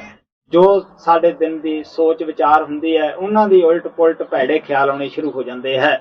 ਜੇ ਅਸੀਂ ਅਭਿਆਸ ਕਰਕੇ ਆਪਣੀ ਆਤਮਾ ਨੂੰ ਉੱਪਰ ਉਠਾ ਲਈਏ, ਫੇਰ ਕੀ ਹੈ, ਜਦੋਂ ਅਸੀਂ ਸਮਾਂਗੇ ਸਾਡੀ ਆਤਮਾ ਉੱਪਰਲੇ ਮੰਡਲਾਂ ਦੇ ਵਿੱਚ ਜਾਏਗੀ, ਜਿੱਥੇ ਸਾਡਾ ਗੁਰੂ ਹੁੰਦਾ ਹੈ। ਕਿਉਂਕਿ ਗੁਰੂ ਸਾਨੂੰ ਉੱਪਰਲੇ ਮੰਡਲਾਂ ਦੇ ਵਿੱਚ ਲੈ ਜਾਂਦਾ ਹੈ। ਆਮ ਤੌਰ ਦੇ ਉੱਤੇ ਸਾਨੂੰ ਪਤਾ ਹੀ ਹੈ ਕਿ ਮਹਾਤਮਾ ਦਾ, ਸਤਿਗੁਰਾਂ ਦਾ, ਜਿਨ੍ਹਾਂ ਨੇ ਸਾਨੂੰ ਨਾਮ ਦਿੱਤਾ ਹੁੰਦਾ, ਉਹਨਾਂ ਦੇ ਸੁਪਨੇ ਕਿਉਂ ਘੱਟ ਆਉਂਦੇ ਹੈ, ਦੁਨੀਆ ਦੇ ਸੁਪਨੇ ਕਿਉਂ ਜ਼ਿਆਦਾ ਆਉਂਦੇ ਹੈ। ਅਸੀਂ ਸਾਰਾ ਦਿਨ ਮਹਾਤਮਾ ਨੂੰ ਯਾਦ ਕਰਦੇ ਰਹਿੰਦੇ ਹਾਂ, ਫਿਰ ਵੀ ਸੁਪਨਾ ਉਹਨਾਂ ਦਾ ਬੜਾ ਮੁਸ਼ਕਲ ਦੇ ਵਿੱਚ ਕਈਆਂ ਸਾਲਾਂ ਤੋਂ ਆਉਂਦਾ ਹੈ। ਉਹਦਾ ਕਾਰਨ ਕੀ ਹੁੰਦਾ ਹੈ? ਕਿਉਂਕਿ ਗੰਦਗੀ ਦੇ ਵਿੱਚ ਕੋਈ ਵੀ ਨਹੀਂ ਜਾਂਦਾਗਾ। 9 ਦੁਆਰਾਂ ਦੇ ਵਿੱਚ ਗੰਦ ਭਰਿਆ ਪਿਆ ਹੈ। ਸਾਡਾ ਸਤਿਗੁਰੂ ਇਹਨਾਂ 9 ਦੁਆਰਾਂ ਦੇ ਵਿੱਚ ਨਹੀਂ ਆਉਂਦਾਗਾ, ਉਹ ਉੱਪਰਲੇ ਮੰਡਲ ਦੇ ਵਿੱਚ ਹੁੰਦਾ ਹੈ।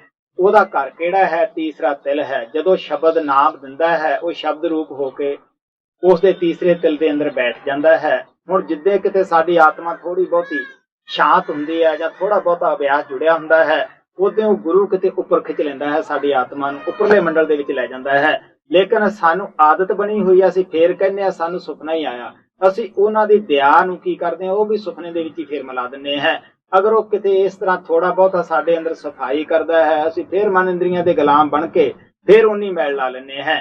ਸੋ ਇਸ ਵਾਸਤੇ ਮਹਾਤਮਾ ਸਾਨੂੰ ਪਿਆਰ ਨਾਲ ਸਮਝਾਉਂਦੇ ਆ, ਜਿਸ ਦਿਨ ਤੁਹਾਨੂੰ ਗੁਰੂ ਦਾ ਸੁਪਨਾ ਆਏਗਾ ਕਿਤਨੀ ਤੁਹਾਨੂੰ ਖੁਸ਼ੀ ਹੋਏਗੀ, ਲੇਕਿਨ ਉਹ ਸੁਪਨਾ ਨਹੀਂ ਹੁੰਦਾਗਾ। ਅਗਰ ਤੁਸੀਂ ਉੱਪਰ ਜਾਓ ਤਾਂ ਤੁਹਾਨੂੰ ਪਤਾ ਲੱਗੇ ਕਿ ਸੁਪਨਾ ਨਹੀਂ ਸੀਗਾ, ਇਹ ਦਇਆ ਕਰਕੇ ਸਾਡੀ ਆਤਮਾ ਨੂੰ ਉਹਨੇ 9 ਦੁਆਰਾਂ ਚ ਉੱਪਰ ਖਿੱਚਿਆ ਹੋਇਆ ਸੀਗਾ। ਲੇਕਿਨ ਤੁਸੀਂ ਅੰਦਰ ਜਾਂਦੇ ਨਹੀਂ ਗਏ, ਤੁਸੀਂ ਦੁਨੀਆ ਦੇ ਸੁਪਨਿਆਂ ਨਾਲ ਉਸ ਨੂੰ ਫਿਰ ਮਿਲਾ ਦਿੰਦੇ ਹੋ। ਸੋ ਇਸ ਵਾਸਤੇ ਮਹਾਤਮਾ ਕਹਿੰਦੇ ਆ ਕਿ ਜਦੋਂ ਅਸੀਂ ਉੱਪਰ ਨਹੀਂ ਜਾਂਦੇ ਗਏ, ਫੇਰ ਕੀ ਹੈ, ਦਿਨ ਰਾਤ ਸੋਚਦੇ ਆ ਦੁਨੀਆ ਨੂੰ। ਜਦੋਂ ਸੌਂਦੇ ਆ ਫਿਰ ਭੈੜੇ ਸੁਪਨੇ ਆਉਂਦੇ ਆ, ਖੋਟੇ ਸੁਪਨੇ ਆਉਂਦੇ ਆ। ਐਸੇ ਐਸੇ ਸੁਪਨੇ ਸਤਸੰਗੀ ਆ ਕੇ ਮੈਨੂੰ ਦੱਸਦੇ ਆ ਜਾਂ ਪੱਤਰਾਂ 'ਚ ਵੀ ਲਿਖਦੇ ਆ ਕਿ ਬੜਾ ਹੀ ਦੁੱਖ ਆਉਂਦਾ ਸੁਣ ਕੇ, ਬੜਾ ਤਰਸ ਆਉਂਦਾ ਕਿ ਇਹਨਾਂ ਵਿਚਾਰਿਆਂ ਦੀ ਕੈਸੀ ਜ਼ਿੰਦਗੀ ਹੈ। ਸੋ ਇਸ ਵਾਸਤੇ ਮਹਾਤਮਾ ਪਿਆਰ ਨਾਲ ਸਮਝਾਉਂਦੇ ਆ, ਨਾ ਸਾਨੂੰ ਦਿਨੇ ਸੁੱਖ ਨਾ ਸਾਨੂੰ ਰਾਤ ਨੂੰ ਸੁੱਖ ਜੀ। 9 द्वारन में बंद रही, अब चैन नहीं एक श्वास। 10वीं खिड़की खोलरी, कर परम बिलास। सतगुरु पूरे कह रहे, तू मान बचन विश्वास। ਹੁਣ ਸੰਤ ਮਹਾਤਮਾ ਕਹਿੰਦੇ ਆ ਕਿ ਕਿਸ ਤਰ੍ਹਾਂ 9 ਦੁਆਰਾਂ ਚੋਂ ਫੈਲੇ ਹੋਏ ਖਿਆਲ ਨੂੰ ਇਕੱਠਾ ਕਰਕੇ ਉੱਪਰ ਲਿਆਉਣਾ ਹੈ। ਸੁੱਖਾਂ ਦਾ ਘਰ ਕਿਸ ਤਰ੍ਹਾਂ 10ਵੇਂ ਦੁਆਰ ਦੇ ਵਿੱਚ ਅਸੀਂ ਜਾਂਦੇ ਹਾਂ, ਸ਼ਾਂਤੀ ਆਤਮਾ ਨੂੰ ਮਿਲਦੀ ਹੈ। ਔਰ ਇਸੇ ਤਰ੍ਹਾਂ ਸਭ ਤੋਂ ਪਹਿਲਾਂ ਇਸ ਮਤ ਦੇ ਵਿੱਚ ਆਉਣ ਵਾਸਤੇ ਵਿਸ਼ਵਾਸ ਦੀ ਲੋੜ ਹੈ, ਕਿਉਂਕਿ ਦੁਨੀਆ ਦੇ ਅੰਦਰ ਅਗਰ ਅਸੀਂ ਵਿਸ਼ਵਾਸ ਨਾ ਕਰਾਂਗੇ ਤਾਂ ਅਸੀਂ ਕਦਮ ਵੀ ਤੁਰ ਨਹੀਂ ਸਕਦੇਗੇ। ਕਿਸ ਤਰ੍ਹਾਂ ਅਸੀਂ ਕੀਮਤੀ ਜਾਨ ਆਪਣੇ ਪਾਇਲਟ ਦੇ ਹਵਾਲੇ ਕਰਦੇ ਹਾਂ। ਸਾਨੂੰ ਪਤਾ ਹੈ ਕਿ ਹਵਾਈ ਜਹਾਜ਼ ਨੂੰ ਇਹ ਸਹੀ ਤਰੀਕੇ ਨਾਲ ਉੱਪਰ ਚੜਾਏਗਾ, ਇਸੇ ਤਰ੍ਹਾਂ ਸਹੀ ਤਰੀਕੇ ਨਾਲ ਜ਼ਮੀਨ ਦੇ ਉੱਤੇ ਲਿਆਏਗਾ। ਵਿਸ਼ਵਾਸ ਹੀ ਹੈ। ਕਿਸ ਤਰ੍ਹਾਂ ਗੱਡੀਆਂ ਦੇ ਵਿੱਚ ਅਸੀਂ ਸੁੱਤੇ ਹੁੰਦੇ ਹਾਂ, ਰਾਤ ਨੂੰ ਦਰਿਆਵਾਂ ਨਹਿਰਾਂ ਦਾ ਉਹ ਪੁਲਾਂ ਦੇ ਉੱਤੇ ਕ੍ਰਾਸ ਕਰ ਜਾਂਦੀਆਂ ਹੈ, ਸਾਨੂੰ ਵਿਸ਼ਵਾਸ ਹੁੰਦਾ ਕਿ ਸਾਡੇ ਇੰਜੀਨੀਅਰਾਂ ਨੇ ਇਹ ਜਿਹੜੇ ਪੁਲ ਹੈ ਇਹ ਪੱਕੇ ਬਣਾਏ ਹੋਏ ਆ, ਇਹ ਟੁੱਟਦੇ ਨਹੀਂ ਗਏ। ਇਸੇ ਤਰ੍ਹਾਂ ਸਾਨੂੰ ਗੁਰਾਂ ਦੇ ਉੱਤੇ ਜਦੋਂ ਵਿਸ਼ਵਾਸ ਹੈ, ਭਰੋਸਾ ਹੈ, ਫਿਰ ਸਾਨੂੰ ਕਮਾਈ ਕਰਨ ਦਾ ਵੀ ਸ਼ੌਕ, ਬਿਰੇ, ਤੜਫ ਪੈਦਾ ਹੁੰਦੀ ਹੈ। ਔਰ ਜਦੋਂ ਅਸੀਂ ਭਰੋਸਾ ਕਰਦੇ ਹਾਂ ਫਿਰ ਕੀ ਹੈ, ਉਹ ਪ੍ਰਮਾਤਮਾ, ਉਹ ਸਤਿਗੁਰੂ ਸਾਡੇ ਅੰਦਰ ਬੈਠਾ ਹੈ, ਉਹ ਜ਼ਰੂਰ ਬੂਹਾ ਖੋਲਦਾ ਹੈ। ਉਹ ਪ੍ਰਮਾਤਮਾ ਦਾ ਭੇਜਿਆ ਹੋਇਆ ਮਹਾਤਮਾ, ਉਹ ਬੜੀ ਰਹਿਮਤ ਕਰਨ ਵਾਸਤੇ ਆਉਂਦਾ ਹੈ। ਉਹ ਸਾਡੇ ਅੰਦਰ ਬੈਠਾ ਹੈ। ਅੰਦਰਲੇ ਗੁਰੂ ਨੂੰ ਅਸੀਂ ਕਦੇ ਬੁੱਧੂ ਜਾਂ ਉਸ ਨੂੰ ਅਸੀਂ ਧੋਖਾ ਨਹੀਂ ਦੇ ਸਕਦੇ, ਕਿਉਂ ਸਾਡੇ ਅੰਦਰ ਬੈਠਾ ਹੈ। ਰਾਮ ਚਰੋਖੇ ਬੈਠ ਕੇ ਸਭ ਕਾ ਚਾਰਾ ਲੈ, ਜਾਂ ਕੀ ਜੈਸੀ ਚਾਕਰੀ ਤਾਂ ਕੋ ਤੈਸਾ ਦੇ। ਜੈਸੀ ਜੈਸੀ ਕੋਈ ਚਾਕਰੀ ਕਰਦਾ ਹੈ, ਜੈਸਾ ਜੈਸਾ ਕੋਈ ਅਭਿਆਸ ਕਰਦਾ ਹੈ, ਉਹ ਕਦੇ ਵੀ ਕਿਸੇ ਦਾ ਹੱਕ ਨਹੀਂ ਰੱਖਦਾਗਾ। ਮਹਾਰਾਜ ਸਾਵਣ ਸਿੰਘ ਕਹਿੰਦੇ ਹੁੰਦੇ ਸੀਗੇ, ਅਗਰ ਕਿਸੇ ਦੇ ਬੂਹੇ ਦੇ ਉੱਤੇ ਬੌਲਦ ਬੱਧਾ ਹੈ, ਉਸ ਘਰ ਵਾਲੇ ਨੂੰ ਸਾਰਾ ਫਿਕਰ ਹੈ ਕਿ ਮੈਂ ਪਾਣੀ ਇਸ ਨੂੰ ਪਿਉਣਾ ਹੈ, ਜਾਂ ਧੁੱਪੇ ਛਾਵੇਂ ਕਰਨਾ, ਜਾਂ ਛਾਵੇਂ ਧੁੱਪੇ ਕਰਨਾ ਹੈ। ਇਸੇ ਤਰ੍ਹਾਂ ਅਸੀਂ ਜਿਸ ਸਤਿਗੁਰੂ ਦਾ ਦੱਸਿਆ ਹੋਇਆ ਭਜਨ ਸਿਮਰਨ ਕਰਦੇ ਹਾਂ, ਉਹ ਕਿਉਂ ਨਹੀਂ ਸਾਡੇ ਭਜਨ ਸਿਮਰਨ ਦਾ ਹੱਕ ਦੇਵੇਗਾ। ਹਜੂਰ ਕਹਿੰਦੇ ਹੁੰਦੇ ਸੀਗੇ ਕਿ ਜਿਸ ਤਰ੍ਹਾਂ ਲੈਕ ਪੁੱਤਰ ਹੁੰਦਾ ਹੈ, ਪਿਤਾ ਕੀ ਕਰਦਾ, ਆਪਣਾ ਕਮਾਇਆ ਹੋਇਆ ਧਨ ਵੀ ਉਸ ਨੂੰ ਦੇ ਦਿੰਦਾ ਹੈ। ਅਗਰ ਕੋਈ ਬੇਟਾ ਜਾਂ ਕੋਈ ਔਲਾਦ ਨਲਾਇਕ ਹੈ, ਪਿਤਾ ਉਹਨਾਂ ਦਾ ਹੱਕ ਦੇਣ ਵਾਸਤੇ ਵੀ ਉਹਨਾਂ ਨੂੰ ਤਿਆਰ ਨਹੀਂ ਹੁੰਦਾਗਾ। ਇਸੇ ਉਹਨੂੰ ਪਤਾ ਹੈ ਕਿ ਇਹ ਗਵਾ ਦੇਣਗੇ, ਇਹਨਾਂ ਨੂੰ ਕੀ ਇਸ ਦੀ ਕਦਰ ਹੈ। ਸੋ ਇਸੇ ਤਰ੍ਹਾਂ ਜਿੰਨਾ ਚਿਰ ਅਸੀਂ ਕੌਡੀਆਂ ਦੇ ਗਾਹਕ ਹੁੰਨੇ ਆ, ਮਨ ਦੇ ਮਰੀਦ ਹੁੰਨੇ ਆ, ਉਹਨਾਂ ਚਿਰ ਉਹ ਸਾਡੇ ਅੰਦਰ ਬੈਠਾ ਹੈ, ਉਹ ਬੂਹਾ ਨਹੀਂ ਖੋਲਦਾਗਾ। ਜਦੋਂ ਅਸੀਂ ਉਸ ਦੇ ਹੋ ਜਾਂਦੇ ਹਾਂ, ਦਿਨ ਰਾਤ ਉਸ ਨੂੰ ਪੁਕਾਰਨਾ ਸ਼ੁਰੂ ਕਰ ਦਿੰਨੇ ਹਾਂ, ਉਹ ਅੰਦਰ ਬੈਠਾ ਹੈ, ਉਹ ਜ਼ਰੂਰ ਬੂਹਾ ਖੋਲਦਾ ਹੈ, ਕਿਉਂਕਿ ਉਹ ਬੂਹਾ ਖੋਲਣ ਵਾਸਤੇ ਹੀ ਆਉਂਦਾ ਹੈ। ਜਿਸ ਤਰ੍ਹਾਂ ਅਸੀਂ ਬੂਹੇ ਨੂੰ ਬਾਹਰੋਂ ਖੜਕਾਉਂਦੇ ਹਾਂ, ਉਹ ਅੰਦਰੋਂ ਖੋਲਦਾ ਹੈ। ਗੁਰੂ ਸਾਡੇ ਅੰਦਰ ਬੈਠਾ ਹੈ, ਉਹ ਬੂਹਾ ਖੋਲਣ ਵਾਸਤੇ ਹੀ ਆਉਂਦਾ ਹੈ ਜੀ। सतगुरु पूरे कह रहे, तू मान बचन विश्वास। राधा स्वामी नाम भज, होए कर्म सब नाश। ਹੁਣ ਆਪ ਕਹਿੰਦੇ ਆ ਸਾਨੂੰ ਨਾਮ ਸ਼ਬਦ ਦੀ ਕਮਾਈ ਕਰਨੀ ਚਾਹੀਦੀ ਹੈ। ਜਿਤਨੇ ਵੀ ਸਾਡੇ ਭੈੜੇ ਖੋਟੇ ਕਰਮ ਹੈ, ਇਹ ਨਾਮ ਦੀ ਕਮਾਈ ਦੇ ਨਾਲ ਹੀ ਖਤਮ ਹੋ ਸਕਦੇ ਹੈ। ਕਬੀਰ ਸਾਹਿਬ ਕਹਿੰਦੇ ਆ, ਜਿਸ ਤਰ੍ਹਾਂ ਸੁੱਕੀ ਪੁਰਾਣੀ ਘਾਸ ਹੁੰਦੀ ਹੈ, ਅੱਗ ਦਾ ਇੱਕ ਚਿੰਗਿਆੜਾ ਹੋਵੇ ਉਸ ਨੂੰ ਖਤਮ ਕਰ ਦਿੰਦਾ ਹੈ। ਇਸੇ ਤਰ੍ਹਾਂ ਕਿਤਨੇ ਭੈੜੇ ਖੋਟੇ ਸਾਡੇ ਪਾਪ ਹੁੰਦੇ ਆ, ਨਾਮ ਦੀ ਚਿੰਗਿਆੜੀ ਜਿਹੜੀ ਇਹਨਾਂ ਨੂੰ ਖਤਮ ਕਰ ਦਿੰਦੀ ਹੈ। ਕਬੀਰ ਸਾਹਿਬ ਕਹਿੰਦੇ ਆ, ਜਬ ਹੀ ਨਾਮ ਹਿਰਦੇ ਧਰਿਓ ਭਇਓ ਪਾਪ ਕਾ ਨਾਸ, ਮਾਨੋ ਚਿੰਗੀ ਆਕੀ ਪੜੀ ਪੁਰਾਣੀ ਘਾਸ। ਸੋ ਸਾਨੂੰ ਨਾਮ ਜਪਣਾ ਚਾਹੀਦਾ ਹੈ ਹਮੇਸ਼ਾ ਵਾਸਤੇ। ਕਬੀਰ ਸਾਹਿਬ ਕਹਿੰਦੇ ਆ, ਨਾਮ ਜਪਤ ਕੋੜੀ ਭਲਾ, ਚੋ ਚੋ ਪਏ ਜਿਸ ਚਾਮ, ਕੰਚਨ ਦੇ ਕਿਸ ਕਾਮ ਹੈ, ਜੇ ਮੁਖ ਨਾਹੀ ਨਾਮ। ਆਪ ਕਹਿਣ ਲਗੇ, ਨਾਮ ਜਪਣ ਵਾਲਾ ਕੋੜੀ ਵੀ ਚੰਗਾ ਹੈ ਬਨਿਸਬਤ ਉਸ ਸ਼ਖਸ ਦੇ ਜਿਸ ਦੀ ਦੇਹ ਸੋਨੇ ਦੇ ਨਾਲ ਮੜੀ ਹੋਈ ਹੈ, ਵਲੇਟੀ ਹੋਈ ਹੈ। ਆਪ ਕਹਿੰਦੇ ਕਿ ਨਾਮ ਜਪਤ ਕੰਨਿਆ ਭਲੀ, ਸਾਖਤ ਭਲਾ ਨਾ ਪੂਤ, ਸ਼ੇਰੀ ਕੇ ਜੋ ਗਲਥਣੀ, ਜਾਮੇ दूध न मूत। ਆਪ ਕਹਿੰਦੇ ਅਗਰ ਲੜਕੀ ਹੋ ਕੇ ਨਾਮ ਜਪਦੀ ਹੈ, ਉਹ ਸਾਖਤ ਪੁੱਤ ਤੋਂ ਲੱਖ ਦਰਜੇ ਚੰਗੀ ਹੈ। ਆਪ ਕਹਿਣ ਲਗੇ, ਉਹ ਪੁੱਤ ਕਿਸ ਕੰਮ ਹੈ, ਐਸਾ ਹੈ ਕਿ ਜਿਸ ਤਰ੍ਹਾਂ ਬੱਕਰੀ ਦੇ ਗਲ ਦੇ ਅੰਦਰ ਥਣ ਹੁੰਦੇ ਹੈ, ਨਾ ਉਹਨਾਂ ਦੇ ਅੰਦਰ ਦੁੱਧ ਆਉਂਦਾ, ਨਾ ਉਹਨਾਂ ਦੇ ਅੰਦਰ ਕੋਈ ਪਿਸ਼ਾਬ ਹੀ ਆਉਂਦਾ ਹੈ। ਸੋ ਇਸ ਵਾਸਤੇ ਇਨਸਾਨ ਦਾ ਜਾਮਾ ਕਿਹਨਾਂ ਦਾ ਲੇਖੇ ਦੇ ਵਿੱਚ ਹੈ, ਜੋ ਸ਼ਬਦ ਨਾਮ ਦੀ ਕਮਾਈ ਕਰਦੇ ਹੈ। ਇਹ ਛੋਟੇ ਜਿਹੇ ਸ਼ਬਦ ਦੇ ਵਿੱਚ ਹਜੂਰ ਸਵਾਮੀ ਜੀ ਮਹਾਰਾਜ ਨੇ ਬੜੇ ਪਿਆਰ ਨਾਲ ਸਮਝਾਇਆ ਕਿ ਕਿਸ ਤਰ੍ਹਾਂ ਸੰਤ ਮਹਾਤਮਾ ਉਸ ਆਤਮਾ ਨੂੰ ਉਪਦੇਸ਼ ਦੇਣ ਵਾਸਤੇ ਸੰਸਾਰ ਮੰਡਲ ਦੇ ਉੱਤੇ ਆਉਂਦੇ ਹੈ। ਮਹਾਤਮਾ ਕੋਈ ਕੌਮ ਜਾਂ ਮਜ਼ਹਬ ਬਣਾਉਣ ਵਾਸਤੇ ਨਹੀਂ ਆਉਂਦੇਗੇ, ਉਹ ਸਾਨੂੰ ਆਪਣਾ ਤਜਰਬਾ ਦੱਸਦੇ ਹੈ। ਅਗਰ ਤੁਸੀਂ ਪਰਮਾਤਮਾ ਨੂੰ ਮਿਲਣਾ ਚਾਹੁੰਦੇ ਹੋ ਤਾਂ ਕਿਸੇ ਕਮਾਈ ਵਾਲੇ ਮਹਾਤਮਾ ਦੀ ਸ਼ਰਨ ਦੇ ਵਿੱਚ ਜਾਓ। ਸਾਨੂੰ ਮਹਾਤਮਾ ਦੇ ਕੋਲੇ ਜਾਣ ਵਾਸਤੇ ਝਿਜਕਣਾ ਨਹੀਂ ਚਾਹੀਦਾਗਾ। ਅਗਰ ਉਹ ਕਮਾਈ ਵਾਲਾ ਹੈ, ਸਾਨੂੰ ਕਿਸੇ ਦੇ ਨਾਲ ਆਪਣੀ ਆਤਮਾ ਦੇ ਉੱਤੇ ਤਰਸ ਖਾਣਾ ਚਾਹੀਦਾ। ਸਾਨੂੰ ਐਸਾ ਨਹੀਂ ਸੋਚਣਾ ਚਾਹੀਦਾਗਾ ਕਿ ਫਲਾਣਾ ਮੇਰੇ ਤੇ ਨਾਰਾਜ਼ ਹੋ ਜਾਏਗਾ ਜਾਂ ਫਲਾਨੀ ਕੌਮ ਮੇਰੇ ਤੇ ਨਾਰਾਜ਼ ਹੋ ਜਾਏਗੀ, ਕਿ ਸਾਨੂੰ ਪਤਾ ਹੀ ਹੈ ਕਿ ਜਦੋਂ ਅਸੀਂ ਮਹਾਤਮਾ ਕੋਲੇ ਜਾਂਦੇ ਹਾਂ, ਉਦੋਂ ਸਾਡੇ ਯਾਰ ਦੋਸਤ ਸਾਨੂੰ ਤਾਨਾ ਮਾਰਨਾ ਸ਼ੁਰੂ ਕਰ ਦਿੰਦੇ ਹੈ ਉਹ ਤੇਰੀ ਅਜੇ ਕਾਫੀ ਉਮਰ ਹੈ, ਤੂੰ ਹੁਣੇ ਸਾਦਾ ਮਗਰ ਲੱਗਿਆ ਫਿਰਦਾ ਹੈ, ਜਾਂ ਇਹ ਕਹਿ ਦਿੰਦੇ ਹੈ ਐਡਾ ਪੜ੍ਹਿਆ ਲਿਖਿਆ ਹੋ ਕੇ ਤੂੰ ਉਸ ਪਾਸੇ ਤੁਰਿਆ ਫਿਰਦਾ ਹੈ। ਸੋ ਮਹਾਤਮਾ ਦੇ ਕਹਿਣ ਦਾ ਭਾਵ ਇਤਨਾ ਹੀ ਹੈ, ਅਗਰ ਸਾਨੂੰ ਇਹ ਵਿਸ਼ਵਾਸ ਆ ਗਿਆ, ਭਰੋਸਾ ਆ ਗਿਆ ਕਿ ਇਸ ਮਹਾਤਮਾ ਨੇ ਕਮਾਈ ਕੀਤੀ ਹੈ, ਸਾਨੂੰ ਉਹਨਾਂ ਦੇ ਕੋਲੇ ਜਾਣ ਲੱਗਿਆ ਝਿਜਕਣਾ ਨਹੀਂ ਚਾਹੀਦਾਗਾ, ਕਿਉਂਕਿ ਉਸਨੇ ਕਮਾਈ ਕਰਕੇ ਧਨ ਪ੍ਰਾਪਤ ਕੀਤਾ ਹੈ। ਅਸੀਂ ਵੀ ਆਪਣੀ ਜ਼ਿੰਦਗੀ ਨੂੰ ਉਹਦੇ ਕਹਿਣ ਮੁਤਾਬਕ ਉਸ ਪਰਮਾਤਮਾ ਦੇ ਨਾਲ ਮਿਲਾ ਸਕਦੇ ਹਾਂ, ਆਪਣੀ ਆਤਮਾ ਤੇ ਤਰਸ ਕਰ ਸਕਦੇ ਹਾਂ। स्वामी जी महाराज कहते अपने जीव की दया पालो, 84 का फेर बचा लो।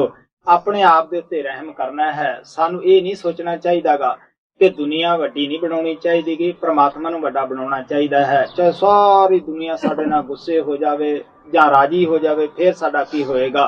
गुरु साहब कहते जाम गुरु होए वल ते लख भाएं क्या कीजे। मैं कई बारी दसदा हुंदा किस तरह साडी फैमिली दे लोग मेरे नाल नाराज हुंदे सीगे। कई दफा ये भी सोचदे हुंदे सीगे, मैनू आके भी कहा सीगा कि चल तैनू असीं बिजली लवा लईए, तेरे पता नहीं कृपाल ने की जादू सिर दे विच पाया होएगा। क्योंकि 16 PS दे विच कई आदमी मेरे कोल, मेरे रिश्तेदार आए कि साडे यार दोस्त भी मेहना मारदे है, ये किधर लग्या बैठा है। लेकिन अगर असीं मजबूत रवांगे ओहदा इवज सतगुरु बहुत वड्डा दिंदा है। मैं दसदा हुंदा है कि किस तरह शुरू दे अभ्यास संत मत दे औखे हुंदे है। क्योंकि मैं शुरू दे 2 शब्द दा अभ्यास 18 साल जमीन दे अंदर बैठ के कीता सीगा। मैनू पता है कि किस तरह मन दे नाल मुकाबला करना पैंदा है। लेकिन ये नहीं कि साडा सुत्ते पियां दा पर्दा खुल जाएगा। जो लोग ये कहंदे आ कि साडा सुत्ते पियां दा पर्दा खुल जाएगा, उन्हां लोकां ने आप दे नाल तां धोखा कीता सी, ओह लोकां नाल भी कर रहे हुंदे है। गुरु नानक साहब कहते चूहा खड ना मावी तिक्कल बद्दा छज। उन्हां लोकां दी ये गल हुंदी है कि चूहा तां खड विच खुद नहीं वड़ सकदा गा, अगों खुद भीड़ी है, लेकिन पिछे एक छज बन रखिया है। सो इसे तरह वो लोग आप तां परमात्मा नूं मिल ही नहीं सकदे गे। सुखने च सुख नहीं हुंदा गा, क्योंकि कमाई तो बगैर कदे मिल नहीं सकदा। किसे महात्मा दी बाणी पढ़ के देख लो। सो इस तरह पिछे होर संगत दा छज बन लैंदे है, वो लोकां नूं उपदेश करदे आ। आप दा जिहड़ा हिरदा है वो काम नाल, क्रोध नाल, लोभ मोह हंकार दे नाल सड़ रहा हुंदा है। लेकिन लोकां दे घरां दे विचों बखैलां लई फिरदे है, कहंदे आओ असीं तुहानूं शांति दवा सकदे हैं। सो महात्मा दे कहण दा भाव इतना ही है, पहले मन पर बोधे अपना पीछे अवरी जावा। सब तो पहला असीं अपने मन नूं टकाणे लाउणा है, अपनी आत्मा नूं शांति देनी है, फिर सानूं लोकां दा ठेकेदार बनना चाहिदा है। मैं आम तौर दे उत्ते दसदा हुंदा है कि जदों हजूर महाराज कृपाल मेरे घरे गए सीगे, उस वेले सावण दा सत्संगी सुंदरदास 20 साल मेरे पास हो रहा, बहुत अच्छा, जिसकी कई दफा कहानी प्रेमियों ने पढ़ी है। मैं दसदा भी हुंदा सत्संग दे विच कि किस तरह सावण ने उसनूं सारा उहदा जीवन उलीक के दस्सिया सीगा कि किस तरह मैं तेरी संभाल करूंगा, किस तरह तेरी औरत, तेरा बच्चा जिहड़ा है वो मर जाएगा, किस तरह तेरा दिमाग हिल जाएगा। सब कुछ सावण ने उसनूं दस्सिया सी कि मैं 20 साल की सजा होएगी और तू 6 साल कटेगा। वो सही उसका जीवन जितना सीगा सारा सावण का दस्सिया होया पूरा उतरिया। लेकिन जिस टाइम के उत्ते कृपाल मेरे घर गया, उत्थे ओहदे दिल दे विच ये ख्याल सीगा, देख के बड़ा खुश होया, क्योंकि वो कृपाल दा पहला तो वाकिफ सीगा। वो पुछण लग्या, महाराज जी ਜਿਹੜੇ ਲੋਕ ਆਪਣੀ ਮਨਮਰਜ਼ੀ ਦੇ ਨਾਲ ਲੋਕਾਂ ਨੂੰ ਗੁੰਮਰਾਹ ਕਰਦੇ ਆ, ਨਾਮ ਦਿੰਦੇ ਆ, ਕਹਿੰਦੇ ਅਸੀਂ ਪੂਰੇ ਗੁਰੂ हैं, कि ਉਹਨਾਂ ਦੀ ਹਾਲਤ ਕੀ ਹੋਏਗੀ। ਮੇਰੇ ਚਵਾਰੇ ਦੇ ਅੰਦਰ ਹਜੂਰ ਕਹਿਣ ਲੱਗੇ, ਸੁੰਦਰ ਅੱਖਾਂ ਮੀਚ। ਜਦ ਅੱਖਾਂ ਮੀਚੀਆਂ ਉਹ ਕਹਿਣ ਲੱਗਾ, ਮੈਂ ਦੇਖ ਰਿਹਾ ਕਿ ਕਿਸ ਤਰ੍ਹਾਂ ਵੇਲਣਿਆਂ ਦੇ ਅੰਦਰ ਉਹ ਝੂਠੇ ਗੁਰੂ ਆ ਜਿਹੜੇ ਪੀੜੇ ਜਾ ਰਹੇ ਆ। ਉਹ ਕਹਿੰਦੇ ਫੇਰ ਅੱਖਾਂ ਮੀਚ, ਫੇਰ ਦੇਖ ਕਿਤਨੇ ਹੈ। ਉਹ ਕਹਿਣ ਲੱਗਾ ਗਿਣਤੀ ਦੇ ਵਿੱਚ 500 ਹੈ। ਹੋਰ ਵੀ ਬਹੁਤ ਸਾਰਾ ਉਹ ਇੰਟਰਵਿਊ ਹੋਇਆ ਸੀਗਾ। ਜੇ ਦਸੀਏ ਤਾਂ ਬੜਾ ਵਕਤ ਲੱਗਦਾ ਹੈ ਕਿ ਕਿਸ ਤਰ੍ਹਾਂ ਉਸ ਨੂੰ ਸੁੰਦਰਦਾਸ ਨੂੰ ਮਹਾਰਾਜ ਕਿਰਪਾਲ ਨੇ ਦੱਸਿਆ ਕਿ ਜਿਹੜੇ ਲੋਕ ਆਪਣੇ ਆਪ ਇਹ ਕੰਮ ਕਰਦੇ ਆ ਉਹਨਾਂ ਦੀ ਕੀ ਹਾਲਤ ਹੁੰਦੀ ਹੈ, ਜਿਹੜੇ ਲੋਕ ਉਹਨਾਂ ਦੇ ਮਗਰ ਲੱਗਦੇ ਆ ਉਹਨਾਂ ਦੀ ਕੀ ਹਾਲਤ ਹੁੰਦੀ ਹੈ। ਸੋ ਇਸ ਵਾਸਤੇ ਉਹ ਸੁੰਦਰਦਾਸ ਦਾ ਜਦ ਅੰਤ ਸਮਾਂ ਆਇਆ ਸੀਗਾ, ਉਸ ਨੇ 6 ਮਹੀਨੇ ਪਹਿਲਾਂ ਹੀ ਦੱਸਦਾ ਸੀਗਾ, ਮੈਨੂੰ ਕਹਿਣ ਲੱਗਿਆ ਕਿ ਮੇਰੇ ਮਰੇ ਪਿੱਛੋਂ, ਸੰਸਾਰ ਛੱਡਣ ਪਿੱਛੋਂ ਕਿਸੇ ਨੂੰ ਕੋਈ ਅੰਨ ਪਾਣੀ ਨਹੀਂ ਕਰਨਾ, ਜਿੰਦੇ ਜੀ ਕਰਦੇ। ਮੈਂ ਕਿਹਾ ਅੱਛਾ। ਉਹਦਾ ਅਸੀਂ ਜਿਉਣ ਮਰਨਾ ਕੀਤਾ। ਕਈ ਮਹੀਨੇ ਪਹਿਲਾਂ ਉਹਨੇ ਕਫਨ ਬਣਾ ਕੇ ਆਪਦੇ ਸਰਾਣੇ ਰੱਖ ਲਿਆ। ਜਦੋਂ ਅੰਤ ਸਮਾਂ ਆਇਆ, ਕਾਫੀ ਸਾਰੀ ਸੰਗਤ ਮੇਰੇ ਪਾਸ ਆਈ ਹੋਈ ਸੀ। ਉਸਨੇ ਸੁਬਾਹ ਦੱਸਿਆ, ਕਹਿਣ ਲੱਗਿਆ ਮੈਂ ਹੁਣ ਜਾ ਰਿਹਾ, ਪਰ ਇੱਕ ਬੇਨਤੀ ਹੈ ਕਿ ਮੇਰੀ ਭੈਣ ਉਹ ਵੀ ਬੜੀ ਬਜ਼ੁਰਗ ਸੀਗੀ, ਇਹ ਔਖੀ ਹੈ ਕਿ ਇਸ ਨੂੰ ਵੀ ਮੇਰੇ ਨਾਲ ਜਾਣ ਦੀ ਇਜਾਜ਼ਤ ਦਿੱਤੀ ਜਾਵੇ। ਮੈਂ ਹੱਸ ਪਿਆ। ਮੈਂ ਕਿਹਾ ਸੁੰਦਰਦਾਸ ਪੁੱਛ, ਇਹ ਤਿਆਰ ਹੈ? ਉਹ ਬੜੀ ਜਲਦੀ ਸੋਟੀ ਦੇ ਸਹਾਰੇ ਬਾਹਰ ਨਿਕਲ ਗਈ ਵੀ ਕਿਤੇ ਐਸਾ ਹੀ ਨਾ ਹੋਵੇ ਕਿ ਮੈਂ ਵੀ ਕਿਤੇ ਸਰੀਰ ਛੱਡ ਜਾਵਾਂ। ਲੇਕਿਨ ਜਦ ਸੁੰਦਰਦਾਸ ਉਡਾਰੀ ਮਾਰ ਗਿਆ, ਉਹ ਭੈਣ ਆ ਕੇ ਬਾਂਹ ਫੜ ਕੇ, ਮੰਜੇ ਦੀ ਬਾਹੀ ਫੜ ਕੇ ਰੋਣ ਲੱਗੀ ਕਿ ਭਰਾਵਾ ਧਰਮ ਪਛਾਣੀ, ਮੈਨੂੰ ਨਾਲੇ ਲੈ ਚੱਲ। ਮੈਂ ਉਹਦੀ ਬਾਂਹ ਫੜੀ। ਮੈਂ ਕਿਹਾ ਦੇਖ, ਤੇਰੇ ਭਰਾ ਨੇ ਧਰਮ ਪਛਾਣਿਆ ਸੀ, ਤੇਰੀ ਖਾਤਰ ਉਸਨੇ ਕਿਹਾ ਸੀਗਾ, ਲੇਕਿਨ ਤੈਂ ਕੀ ਕੀਤਾ? ਉਹ ਸੁੰਦਰਦਾਸ ਨੇ ਦੱਸਿਆ ਸੀ ਕਿ ਕਿਸ ਤਰ੍ਹਾਂ ਸਾਵਣ, ਕਿਰਪਾਲ, ਬਾਬਾ ਜੀ, ਬਾਬਾ ਜੈਮਲ ਸਿੰਘ ਕਿਸ ਤਰ੍ਹਾਂ ਆਏ ਹੋਏ ਆ। ਤੇ ਬੜੀ ਪਤੇ ਦੀ ਗੱਲ ਹੈ, ਜਿਨ੍ਹਾਂ ਲੋਕਾਂ ਨੇ ਸਾਵਣ ਨੂੰ ਦੇਖਿਆ ਸੀਗਾ, ਅਸੀਂ ਜਦੋਂ ਨਵਾ ਕੇ ਉਸ ਨੂੰ ਉਸਦੇ ਕੱਪੜੇ ਪਾਏ ਬਿਠਾਇਆ, ਕਿਉਂਕਿ ਜਿਸ ਤਰ੍ਹਾਂ ਸਾਵਣ ਦਾ ਕੁੰਡਾ ਨੱਕ ਸੀਗਾ, ਸੁੰਦਰ ਦਾ ਵੀ ਇਸੇ ਤਰ੍ਹਾਂ ਹੀ ਸੀਗਾ, ਉਹੋ ਜਿਹੀ ਚਿੱਟੀ ਦਾੜੀ ਸੀ। ਮੈਂ ਕਿਹਾ ਕਿਉਂ ਵੀ ਦੇਖੋ ਸਾਵਣ ਦੇ ਨਾਲ ਸ਼ਕਲ ਮਿਲਦੀ ਆ ਜਾਂ ਨਹੀਂ ਮਿਲਦੀ। ਜਿਨ੍ਹਾਂ ਨੇ ਦਰਸ਼ਨ ਕੀਤੇ ਸਾਵਣ ਦੇ, ਸਭ ਨੇ ਕਿਹਾ ਹਾਂ ਉਹ ਸਹੀ ਹੈ। ਮੇਰਾ ਕਹਿਣ ਦਾ ਭਾਵ, ਜੋ ਕਮਾਈ ਕਰਦੇ ਆ, ਕਿਸ ਤਰ੍ਹਾਂ ਸੰਤ ਮਹਾਤਮਾ ਨੂੰ ਤਾਂ ਲੁਕਾਉਂਦੇ ਨਹੀਂ ਕੁਛ, ਉਹਨਾਂ ਨੂੰ ਕਹਿੰਦੇ ਅੱਖਾਂ ਨਾਲ ਖੁਦ ਦੇਖੋ। ਮੈਂ ਆਮ ਤੌਰ ਦੇ ਉੱਤੇ ਕਹਿਣਾ ਹੈ ਕਿ ਜਿਹਦੀ ਮਰਜ਼ੀ ਹੈ ਮੈਥੋਂ ਵਕਤ ਲੈ ਸਕਦਾ ਹੈ।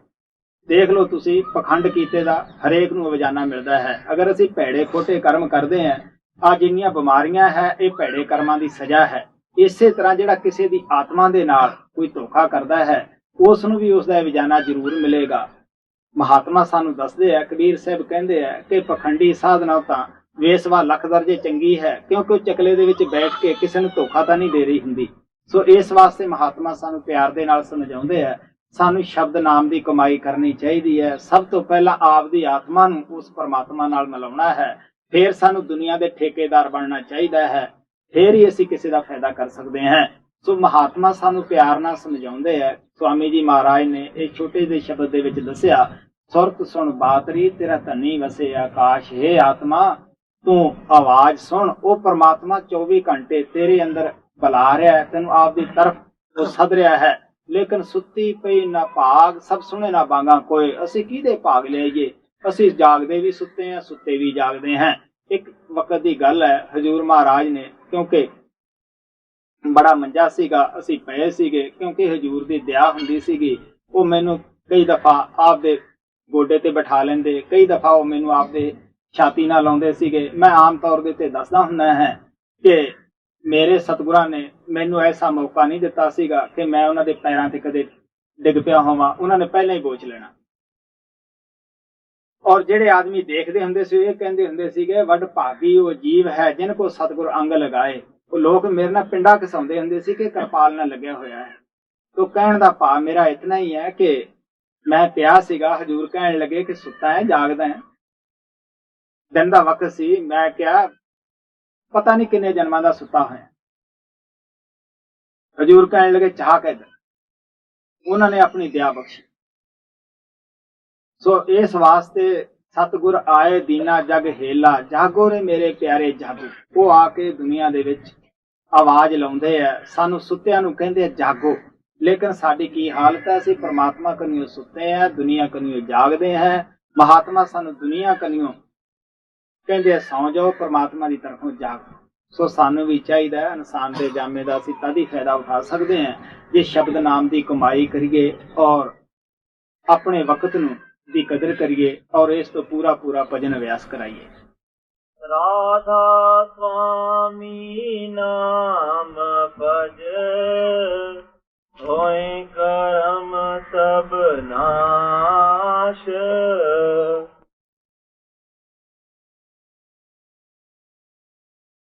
ਸਭ ਸੰਗਤ ਨੂੰ ਆਮ ਤੌਰ ਦੇ ਉੱਤੇ ਸਭ ਸੰਤ ਇਹੀ ਉਪਦੇਸ਼ ਕਰਦੇ ਗਏ ਹੈ ਕਿ ਸ਼ਬਦ ਨਾਮ ਤੋਂ ਬਗੈਰ ਆਖਰ ਵਕਤ ਸਾਨੂੰ ਪਛਤਾਉਣਾ ਪੈਂਦਾ ਹੈ। ਗੁਰੂ ਨਾਨਕ ਸਾਹਿਬ ਨੇ ਵੀ ਕਿਹਾ ਸੀ, ਨਾਮ ਵਿਸਾਰ ਚੱਲੇ ਅਨਮਾਰਗ, ਅੰਤਕਾਲ ਪਛਤਾਈ ਹੈ। ਨਾਮ ਨੂੰ ਛੱਡ ਕੇ, ਸ਼ਬਦ ਦੀ ਕਮਾਈ ਨੂੰ ਛੱਡ ਕੇ ਜਿਤਨਾ ਵੀ ਅਸੀਂ ਕਰਮਕਾਂਡ ਕਰਦੇ ਹਾਂ ਉਹਦੇ ਨਾਲ ਸ਼ਾਂਤੀ ਜਾਂ ਤ੍ਰਿਪਤੀ ਨਹੀਂ।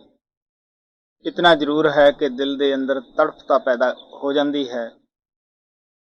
ਉਹ ਤੜਫ ਹੌਲੀ ਹੌਲੀ ਮਿਟ ਜਾਂਦੀ ਹੈ। ਉੱਥੇ ਹੰਕਾਰ ਆ ਜਾਂਦਾ ਹੈ ਕਿ ਮੈਂ ਇਤਨਾ ਕੁਛ ਕਰ ਰਿਹਾ ਹਾਂ, ਮੈਂ ਜਾਂ ਇਤਨਾ ਦਾਨੀ ਹੈ, ਜਾਂ ਮੈਂ ਇਤਨੇ ਪਾਠ ਕਰਦਾ ਹਾਂ, ਜਾਂ ਇਤਨੀਆਂ ਮਾਲਾ ਫੇਰਦਾ ਹਾਂ। ਹੰਕਾਰ ਆਇਆ ਤਾਂ ਸਭ ਕੁਛ ਗਿਆ, ਕਿਉਂਕਿ ਹੰਕਾਰ ਨਾਲ ਬੈਠਾ ਹੈ। ਨਾਮ ਸ਼ਬਦ ਦੀ ਕਮਾਈ ਇੱਕ ਐਸੀ ਹੈ ਕਿ ਜਿਹਦੇ ਨਾਲ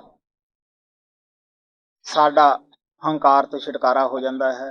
ਹੰਕਾਰਿਆ ਸੋ ਮਾਰਿਆ। ਸਾਵਣ ਕਹਿੰਦਾ ਹੁੰਦਾ ਸੀਗਾ ਕਿ ਦਾਨ ਪੁੰਨ ਕਰਕੇ ਜਾਂ ਪੂਜਾ ਪਾਠ ਕਰਕੇ ਪਿੱਛੋਂ ਇਹ ਕਹਿਣਾ ਕਿ ਮੈਂ ਕਰਦਾ ਹਾਂ, ਉਹ ਇਸ ਤਰ੍ਹਾਂ ਹੁੰਦਾ ਹੈ ਕਿ ਜਿਸ ਤਰ੍ਹਾਂ ਅਸੀਂ ਅੱਛਾ ਪਲਾ ਬਣਾ ਕੇ ਉੱਪਰ ਸੁਆਹ ਦਾ ਧੂੜਾ ਦੇ ਲਈਏ। ਉਹ ਕਹਿੰਦੇ ਹੁੰਦੇ ਸੀ ਸੱਜੇ ਹੱਥ ਨਾ ਕਰੀਏ ਖੱਬੇ ਨੂੰ ਪਤਾ ਨਾ ਲੱਗੇ। ਕਹਿਣ ਦਾ ਭਾਵ ਮਹਾਤਮਾ ਦਾ ਇਤਨਾ ਹੀ ਹੁੰਦਾ ਹੈ ਕਿ ਸ਼ਬਦ ਨਾਮ ਦੀ ਕਮਾਈ ਦੇ ਨਾਲ ਹੀ ਮਨ ਸਾਡਾ ਮਹੀਨ ਨਿਮਰਤਾ ਦੇ ਵਿੱਚ ਆਉਂਦਾ ਹੈ। ਸਾਨੂੰ ਸਭ ਨੂੰ ਨਾਮ ਦੀ ਕਮਾਈ, ਸ਼ਬਦ ਦੀ ਕਮਾਈ ਕਰਨੀ ਹੈ। ਅਸੀਂ ਜਿਤਨੇ ਵੀ ਸਤਸੰਗੀ ਹਾਂ, ਸਤਸੰਗੀ ਹੋਣ ਦੇ ਨਾਤੇ ਸਭ ਭੈਣ ਭਰਾ ਹੈ। ਪਹਿਲਾਂ ਸਾਨੂੰ ਪਤਾ ਨਹੀਂ ਸੀ ਕਿ ਸਾਡਾ ਪਿਤਾ ਇੱਕ ਹੈ ਜਾਂ ਸਾਡਾ ਘਰ ਇੱਕ ਹੈ ਜਾਂ ਅਸੀਂ ਇੱਕ ਘਰ ਦੇ ਵਿੱਚ ਜਾਣਾ ਹੈ। ਇਹ ਵੀ ਸਾਨੂੰ ਜਾਣਕਾਰੀ ਸੰਤਾਂ ਨੇ ਆ ਕੇ ਦਿੱਤੀ ਕਿ ਤੁਸੀਂ ਇੱਕ ਬਾਪ ਦੇ ਬੱਚੇ ਹੈ। ਐਵੇਂ ਤੁਹਾਡੇ ਗਲਾਂ ਦੇ ਵਿੱਚ, ਦਿਲਾਂ ਦੇ ਵਿੱਚ ਗਲਤਫਹਿਮੀਆਂ ਪੈ ਗਈਆਂ ਹੈ। ਅਲੱਗ-ਅਲੱਗ ਤੁਸੀਂ ਰਸਤਿਆਂ ਨੂੰ ਜਾ ਰਹੇ ਹੋ। ਪਹਿਲਾਂ ਵੀ ਇੱਕ ਸੀ। ਅਗਰ ਸਾਡੇ ਕਹਿਣ ਮੁਤਾਬਕ ਜੀਵਨ ਨੂੰ ਢਾਲੋਗੇ ਫਿਰ ਵੀ ਤੁਸੀਂ ਇੱਕ ਹੀ ਹੋ, ਕਿਉਂਕਿ ਆਤਮਾ ਦੇ ਅੰਦਰ ਪਰਮਾਤਮਾ ਵਾਲੇ ਹੀ ਗੁਣ ਹੈ। ਆਤਮਾ ਉਸ ਪਰਮਾਤਮਾ ਦੀ ਅੰਸ਼ ਹੈ। ਸੰਤਾਂ ਦੀ ਨਜ਼ਰ ਆਤਮਾ ਉੱਪਰ ਹੁੰਦੀ ਹੈ, ਉਹਨਾਂ ਦੀ ਨਜ਼ਰ ਕਿਸੇ ਦੇ ਮਨ ਉੱਪਰ ਨਹੀਂ ਹੁੰਦੀ, ਕਿਉਂਕਿ ਜਿਤਨੀਆਂ ਬੁਰਾਈਆਂ ਹੈ ਉਹ ਸਭ ਮਨ ਦੇ ਅੰਦਰ ਹੁੰਦੀਆਂ ਹੈ। ਆਤਮਾ ਤਾਂ ਵਿਚਾਰੀ ਨਿਰਦੋਸ਼ ਹੈ। ਇਸ ਨਿਰਦੋਸ਼ ਆਤਮਾ ਤੇ ਅਸੀਂ ਤਦ ਹੀ ਤਰਸ ਖਾ ਸਕਦੇ ਹਾਂ ਜਾਂ ਰਹਿਮ ਕਰ ਸਕਦੇ ਹਾਂ ਜੇ ਅਸੀਂ ਭਜਨ ਸਿਮਰਨ ਕਰੀਏ। ਭਜਨ ਸਿਮਰਨ ਕਰਨਾ ਆਪਣੇ ਆਪ ਉੱਤੇ ਰਹਿਮ ਕਰਨਾ ਹੈ। ਮੈਂ ਆਮ ਤੌਰ ਤੇ ਦੱਸਦਾ ਹੁੰਦਾ ਹਾਂ ਕਿ ਪਰਮਾਤਮਾ ਦੀ ਭਗਤੀ ਬੜਾ ਅਮੋਲਕ ਧਨ ਹੈ, ਅਮੋਲਕ ਦਾਤ ਹੈ, ਔਰ ਹਰ ਪ੍ਰਕਾਰ ਦੇ ਦੁੱਖਾਂ ਦੀ ਇਹ ਨਾਸਕ ਹੈ ਔਰ ਸੁੱਖਾਂ ਦੀ ਇਹ ਦਾਤਾ ਹੈ। ਕਾਮ, ਕ੍ਰੋਧ, ਲੋਭ, ਮੋਹ, ਹੰਕਾਰ ਤੋਂ ਛੁਟਕਾਰਾ ਦਿਵਾਉਣ ਵਾਲੀ ਨਾਮ ਸ਼ਬਦ ਦੀ ਭਗਤੀ ਹੈ। ਜੋ ਲੋਕ ਸੱਚੇ ਦਿਲੋਂ ਉਸ ਪਰਮਾਤਮਾ ਦੀ ਖੋਜ ਕਰਦੇ ਹੈ ਜਾਂ ਪਰਮਾਤਮਾ ਵਾਸਤੇ ਤੜਫ ਰੱਖਦੇ ਹੈ, ਉਹਨਾਂ ਨੂੰ ਜ਼ਰੂਰ ਪਰਮਾਤਮਾ ਮਿਲਦਾ ਹੈ। ਪਰਮਾਤਮਾ ਦੇ ਘਰੇ ਦੇਰ ਹੈ, ਅੰਧੇਰ ਨਹੀਂ। ਪਰਮਾਤਮਾ ਦੇ ਭਗਤ ਪਰਮਾਤਮਾ ਨਾਲ ਵੱਧ ਕੇ ਹੁੰਦੇ ਹੈ, ਲੇਕਿਨ ਉਸ ਪਰਮਾਤਮਾ ਨੂੰ ਅਸੀਂ ਆਪਣੇ ਆਪ ਜਾਂ ਆਪਣੇ ਕਿਸੇ ਵੀ ਯਤਨ ਦੇ ਨਾਲ ਪਾ ਨਹੀਂ ਸਕਦੇਗੇ, ਜਿੰਨਾ ਚਿਰ ਅਸੀਂ ਸੰਤ ਸਤਿਗੁਰਾਂ ਦੀ ਸੰਗਤ ਔਰ ਸੋਭਤ ਦੇ ਵਿੱਚ ਨਹੀਂ ਜਾਂਦੇ। ਸੋ ਸਾਨੂੰ ਚਾਹੀਦਾ ਹੈ ਕਿ ਇਸ ਅਮੋਲਕ ਧਨ ਭਗਤੀ ਦੇ ਨੂੰ ਇਕੱਠਾ ਕਰਨਾ ਚਾਹੀਦਾ ਹੈ। ਸਤਿਗੁਰਾਂ ਨੇ ਦਇਆ ਕਰਕੇ ਸਾਨੂੰ ਭਗਤੀ ਦੇ ਖਜ਼ਾਨੇ ਦੀ ਤਰਫ ਤੁਰਨ ਦਾ ਰਸਤਾ ਦੱਸਿਆ ਹੈ। ਮੇਰਾ ਰਸਤਾ ਹੀ ਨਹੀਂ ਦੱਸਿਆ, ਉਹ ਕਦਮ ਕਦਮ ਤੇ ਸਾਡੀ ਮਦਦ ਕਰਦਾ ਹੈ ਔਰ ਕਰਨ ਵਾਸਤੇ ਤਿਆਰ ਹੁੰਦਾ ਹੈ। ਸੋ ਸਾਨੂੰ ਵੀ ਚਾਹੀਦਾ ਹੈ ਉਸ ਦੀ ਮਦਦ ਤੋਂ, ਗੁਰੂ ਦੀ ਤੋਂ ਫਾਇਦਾ ਉਠਾਈਏ, ਆਪਣੇ ਜੀਵਨ ਨੂੰ ਸਫਲ ਬਣਾਈਏ। ਅੱਛਾ।